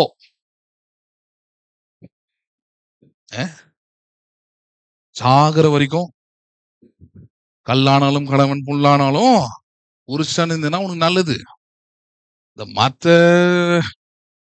தமிழ் பொண்ணுங்களை மாதிரி ஏதாவது நாங்கெல்லாம் பெரியார் பேத்திகளாக்குவோம், நாங்க வீரவசனம் பேசுவோம்னா உன் கதை பினிஷ். என்ன மாதிரி ஆளுங்கிட்ட அது வேலைக்கு, தாவீது மாதிரியான ஆளுங்கிட்ட வேலைக்கு அது ஆகாது. பேசுறது புரியுதுங்களா உங்களுக்கு? வேற யாருக்கிட்டையாவது வேலைக்கு ஆகும் அது. எசபேல்னு ஒருத்தர் தான் தெரியுமா? அவன் புருஷன் ஒருத்தன் ஆகாப்னு ஒருத்தர் தான் தெரியுமா? இஸ்ரவேலின் ராஜா அவருக்கு பேரு. இந்த மானங்கட்டவன் பேர் என்னது? அந்த மானங்கட்டவன் பேர் என்னது? இஸ்ரவேலின் ராஜா ஆகாப். எப்படிப்பட்டவன்? பொண்டாட்டி எது செய்தாலும் சொல்லும்படியே கேட்கிறேன். தீர்க்கதரிசியை கொலை பண்ண போறியா? தாராளமா. எலியாவை கொலை பண்ண போறியா? ரொம்ப தாராளமா எடுத்துக்கோ. ரதத்தை எடுத்துக்கோ, குதிரையை எடுத்துக்கோ, ஆள் அனுப்பு, பினிஷ். விக்கிர ஆராதனை கொண்டு போறியா? தாராளமா. விக்கிர தோப்பு உருவாக்கு. எல்லா பர்மிஷனும் கொடுத்தது யாரு? யாரு? ஆகாப். ஏன்னா பொண்டாட்டி முக்கியம் பிரதர். வாழ்க்கை துணை தான் பிரதர், வாழ்க்கை கிடையாது. வாழ்க்கை இயேசுதான். வாழ்க்கை யாரு தான் உங்களுக்கு? அதனால மனைவியை மட்டுமா பேசல, புருஷனை மட்டுமா சொல்ல. அவங்களுக்கு ஏற்கனவே ஈவினிங்ல எடுத்து காமிச்சுட்டு இருக்கிற மெய்யான அன்புல, என்னை காட்டிலும், யாரை காட்டிலும்? என்னை காட்டிலும் பெற்ற தாயாவது தகப்பனையாவது நேசிக்கிறவன் எனக்கு பாத்திரவான் அல்ல. வேஸ்ட்ன்ற புரியல உனக்கு ஒன்னும். நீங்க அப்படி இருந்து பாருங்க. நான் சொல்றேன், அந்த மாதிரி வீடு நல்லா இருக்கும், அந்த மாதிரி வீடு ஆசீர்வதிக்கப்படும். பேசுறது புரியுதுங்களா உங்களுக்கு? இந்த இடத்துல அவர் அப்படிதான் இன்ட்ரோடியூஸ் பண்றாரு. கொள்ளாதவர்களாகிய நீங்கள் உங்கள் பிள்ளைகளுக்கு நல்ல ஈவுகளை, நல்ல காரியங்களை கொடுக்க அறிந்திருக்கும் பொழுது பரம பிதாவானவர், எந்த பிதாவானவர்? பரம பிதாவானவர் தம்மிடத்தில் வேண்டிக் கொள்ளுகிறவர்களுக்கு, அடுத்த வார்த்தை கவனிக்கணும், வேண்டிக் கொள்ளுகிறவர்களுக்கு வீடை கொடுப்பது நிச்சயம், சமாதானத்தை கொடுப்பது நிச்சயம், சுகத்தை தருவது நிச்சயம், நல்ல வேலையை தருவது நிச்சயம், நல்ல சம்பளத்தோடு கூடிய வேலையை தருவது நிச்சயம் வருது. எது நிச்சயம் சொல்லி இருக்கிறாரு? அப்ப எதை கேட்கணும்? யார் தேவை? இப்ப நல்ல வீடா பரிசுத்த ஆவியானவரா? நல்லதான் சொல்லுங்களேன். நல்ல சம்பளமா பரிசுத்த ஆவியானவரா? நல்ல பிள்ளைகளா பரிசுத்த ஆவியானவரா? ஆமா. இவர் இருந்தார்னா எல்லாமே கிடைக்கும், எல்லாமே நல்லாவும் இருக்கும். அதான் பாயிண்ட் அவர் சொல்ல வர்றது. பரமபிதாவானவர் அவரிடத்தில் வேண்டிக் கொள்கிறவர்களுக்கு தம்முடைய ஆவியானவரை, பரிசுத்த ஆவியை கொடுப்பது அதிக. என்னங்க சம்பந்தமே இல்லாம கேளுங்கன்னு சொல்லிட்டு இவரை கொடுக்குறாரு. இவரை வச்சுக்கிட்டு நான் என்ன பண்றது? இன்னைக்கு பல கிறிஸ்தவர்களுக்கு அதான் கேள்வி. பல கிறிஸ்தவர்களுக்கு கேள்வி அது. அதனாலதான் அவரை பற்றி கேட்கறது இல்ல. இன்னைக்கு நேத்து கூட பார்த்தேன் யூடியூப்ல 2000 பேர் உட்காந்துருக்காங்க சர்ச்சில். ஒருத்தர் கையில ஒரு கொம்பு வச்சுக்கிட்டு பிரசங்கம் பண்ணிக்கிட்டு இருக்கிறாரு. என்னடா கொம்புலாம் வச்சிருக்கிறாருன்னு பார்த்து அடிக்க ஆரம்பிச்சிட்டானுங்க. ஒரு வேலை முத்தி போச்சு போல இருக்குது ரொம்ப அப்படின்னு பார்த்தா எதுவும் இல்ல, பழைய ஆளுங்க தான். பின்னாடி ஒரு பேனர் கட்டிட்டு 666 இருந்து ஆரம்பிக்கிறார். வெளிப்படுத்தின விஷயத்திலிருந்து ஆரம்பிச்சு நான் சொன்னேன், இதெல்லாம் ஏற்கனவே இந்த பேய் படத்தெல்லாம் பார்த்து பயந்து இருக்கிறேன், மறுபடியும் இதுக்குள்ள நான் போக விரும்பவில்லை. சேனலை மாத்து, அவ்வளவுதான், வழியை மாத்து. உட்காந்து கேட்கறான். எதை கேட்டுட்டு உட்காந்துருக்கிறான்? ஆவியானவரை பற்றி இல்ல. ஆவியானவரை பற்றி பிரசங்கமே கிடையாது. எது திரும்ப பிரசங்கம் சபையில்? ஆவியானவர் பற்றி, ஆவியானவர் நிறைவை பெற்றீர்களா, அபிஷேகம் பெற்றீர்களா, இதான் அதிகபட்ச பிரசங்கம். யாரை பெற்றீர்களா? அதெல்லாம் பின்னாடி வச்சு வாங்குற மாதிரி வருது. இது எல்லா சப்ஜெக்டும் வருது. மதவாதிகளும் ஒழிச்சு கட்டிடும் இந்த பிரசங்கத்துல. வார்த்தைகள் அவனுங்களுக்கு எந்த இடமும் இருக்கக்கூடாது இனிமேல். அவனுக்கு அக்கிரமம் ரொம்ப எல்லை மீறி போயிட்டு இருக்குது பாருங்க. ஆவி நிறைவுன்ற பேர்ல, அந்நிய பாஷன்ற பேர்ல, ஆவியான ஒரு பேர்ல அவர் என்னென்னலாம் பண்ணக்கூடாதோ எல்லா வேலையும் பண்ணியாச்சு. ஆனா என்னென்னலாம் பண்ணணும் அதெல்லாம் பண்றதே இல்லை. இன்னைக்கு அதான் ஆரம்பிச்சிருக்கிறோம். எதை ஆரம்பிச்சிருக்கிறோம்? பேதுரு சொல்றாரு, மனம் திரும்பி பாவ மன்னிப்புகளுக்கு ஞானஸ்நானம் பெற்றவர்கள், இயேசுவின் நாமத்தினால் ஞானஸ்நானம் பெற்றவர்கள் பரிசுத்த ஆவியை பெற்றுக்கொள்ற வழியை பாருங்க. யாரை பெற்றுக்கொள்ற வழியை பாருங்க போயிட்டு. ஆமா, எப்படி பெற்றுக்கொள்வது அப்படின்னா அதுக்கு முதல்ல இன்னைக்கு ஆரம்பிச்சிருக்கிறோம். அடுத்த வாரம் கண்டினியூ பண்றேன். எப்படி பெற்றுக்கொள்வதற்கு தான் இவ்வளவு பேர் வசனம். கேளுங்கள்ன்றார். என்ன பண்ணுங்கள் நீங்கள்? ஆமா, யாருக்கிட்ட கேட்க போறீங்க? எந்த நாமத்தினால கேட்க போறீங்க? யோசிச்சு பாருங்க. அதுதான் சொல்றாரு, ஆவியானவரை பெற்றுக்கொள்ளுங்கள். யாரை பெற்றுக்கொள்ளுங்கள்? ஆவியானவரை கேளுங்க, ஆவியானவரை பெற்றுக்கொள்ளுங்க. அந்த ஆவியானவர் சகல சத்தியத்துக்குள்ளும் உங்களை வழி நடத்துவார். உங்களுக்கு நல்ல வீட்டையும் கொடுத்து வீட்டை எப்படி சமாதானமா வச்சுக்கிறது சொல்லி கொடுப்பார். நல்ல பிள்ளைகளையும் கொடுத்து பிள்ளைகளை எப்படி வளர்க்கணும்ன்ற அறிவையும் உங்களுக்கு தருவார். நல்ல புருஷனை கொடுத்து நல்ல மனைவியை கொடுத்து அவளை எப்படி நல்லா காப்பாற்றணும்னு உங்களுக்கு என்ன பண்ணுவார்? அவர் கற்றுக் கொடுப்பார். நம்புறீங்களா நீங்க? அதை யார் பண்றது? இது எல்லாமே ஆவியானவர் செய்யறாரு. இது எல்லாமே யார் செய்யறது? இது எல்லாமே ஆவியானவர் செய்யறாரு. அதெல்லாம் சொல்றாரு, பொல்லாதவர்களை நம்பி அந்த வாழ்க்கை முறையை பின்பற்றாதீங்க. யாரு? உங்க அம்மா அப்பா தான், உங்க முன்னோர்கள் தான். அவங்க வாழ்க்கை முறை என்ன பண்ணாதீங்க, நீங்க பின்பற்றாதீங்க. அவங்க எப்படி ஒன்னா போட்டோம், நீங்க எப்படி போக போறீங்க? நான் கேக்குறேன், நீங்க எப்படி வாழ போறீங்க? நீங்க யாரை நம்பி இருக்க போறீங்க? உங்களுடைய எதிர்காலம் யாரை சார்ந்தது? நான் கேக்குறேன், நான் சொல்றேன், உங்களுடைய எதிர்காலம் பரிசுத்த ஆவியானவரை சார்ந்ததாக இருக்க வேண்டும். யாரை சார்ந்ததாக இருக்க வேண்டும்? You should receive the Holy Spirit. ஆவியானவரை பெற்றுக் கொள்ளுங்கள். அவர் உங்களுக்கு வேண்டிய எல்லா நன்மைகளையும் அருளுவார். ஒண்ணுத்த கூட குறைவில்லாமல் பார்த்துப்பார். பின்னாடி அதெல்லாம் பார்க்க போறோம். பரிபூர்ணமா பார்த்துப்பார். அதை எப்படி பார்த்துக் கொள்வார் அவர்? ஒரு குறை கூட இருக்காது. பேசுறது புரியுதுங்களா உங்களுக்கு? அதனாலதான் மத்தது எதையுமே கேட்காதீங்க. மத்ததெல்லாம் என்ன வேணும்ன்றதே தெரியும் வசனம் சொல்லுது. இயேசுவை சொல்லி கொடுக்கிறார், நீங்கள் ஜெபிப்பதற்கு முன்பதாகவே உங்களுக்கு என்ன தேவை என்பதை பரமபிதா அறிந்திருக்கிறார். என்ன பண்ணிருக்கிறாரு? உங்களுக்கு நல்ல வீடு வேணுமா, நல்ல வேலை வேணுமா, நல்ல சமாதானம் வேணுமா, நல்ல நிம்மதி வேணுமா, everything God knows it. அவருக்கு தெரிஞ்சதை கேட்காதீங்க. அவர் கொடுக்கிறேன்னு சொன்னதை கேட்டு பெற்றுக் கொள்ளுங்கள். அப்பொழுது அந்த காரியங்கள் நிறைவாக இருக்கும். புரிஞ்சுதுங்களா உங்களுக்கு? அடுத்த வாரம் கண்டினியூ பண்ண எழுதுனர்.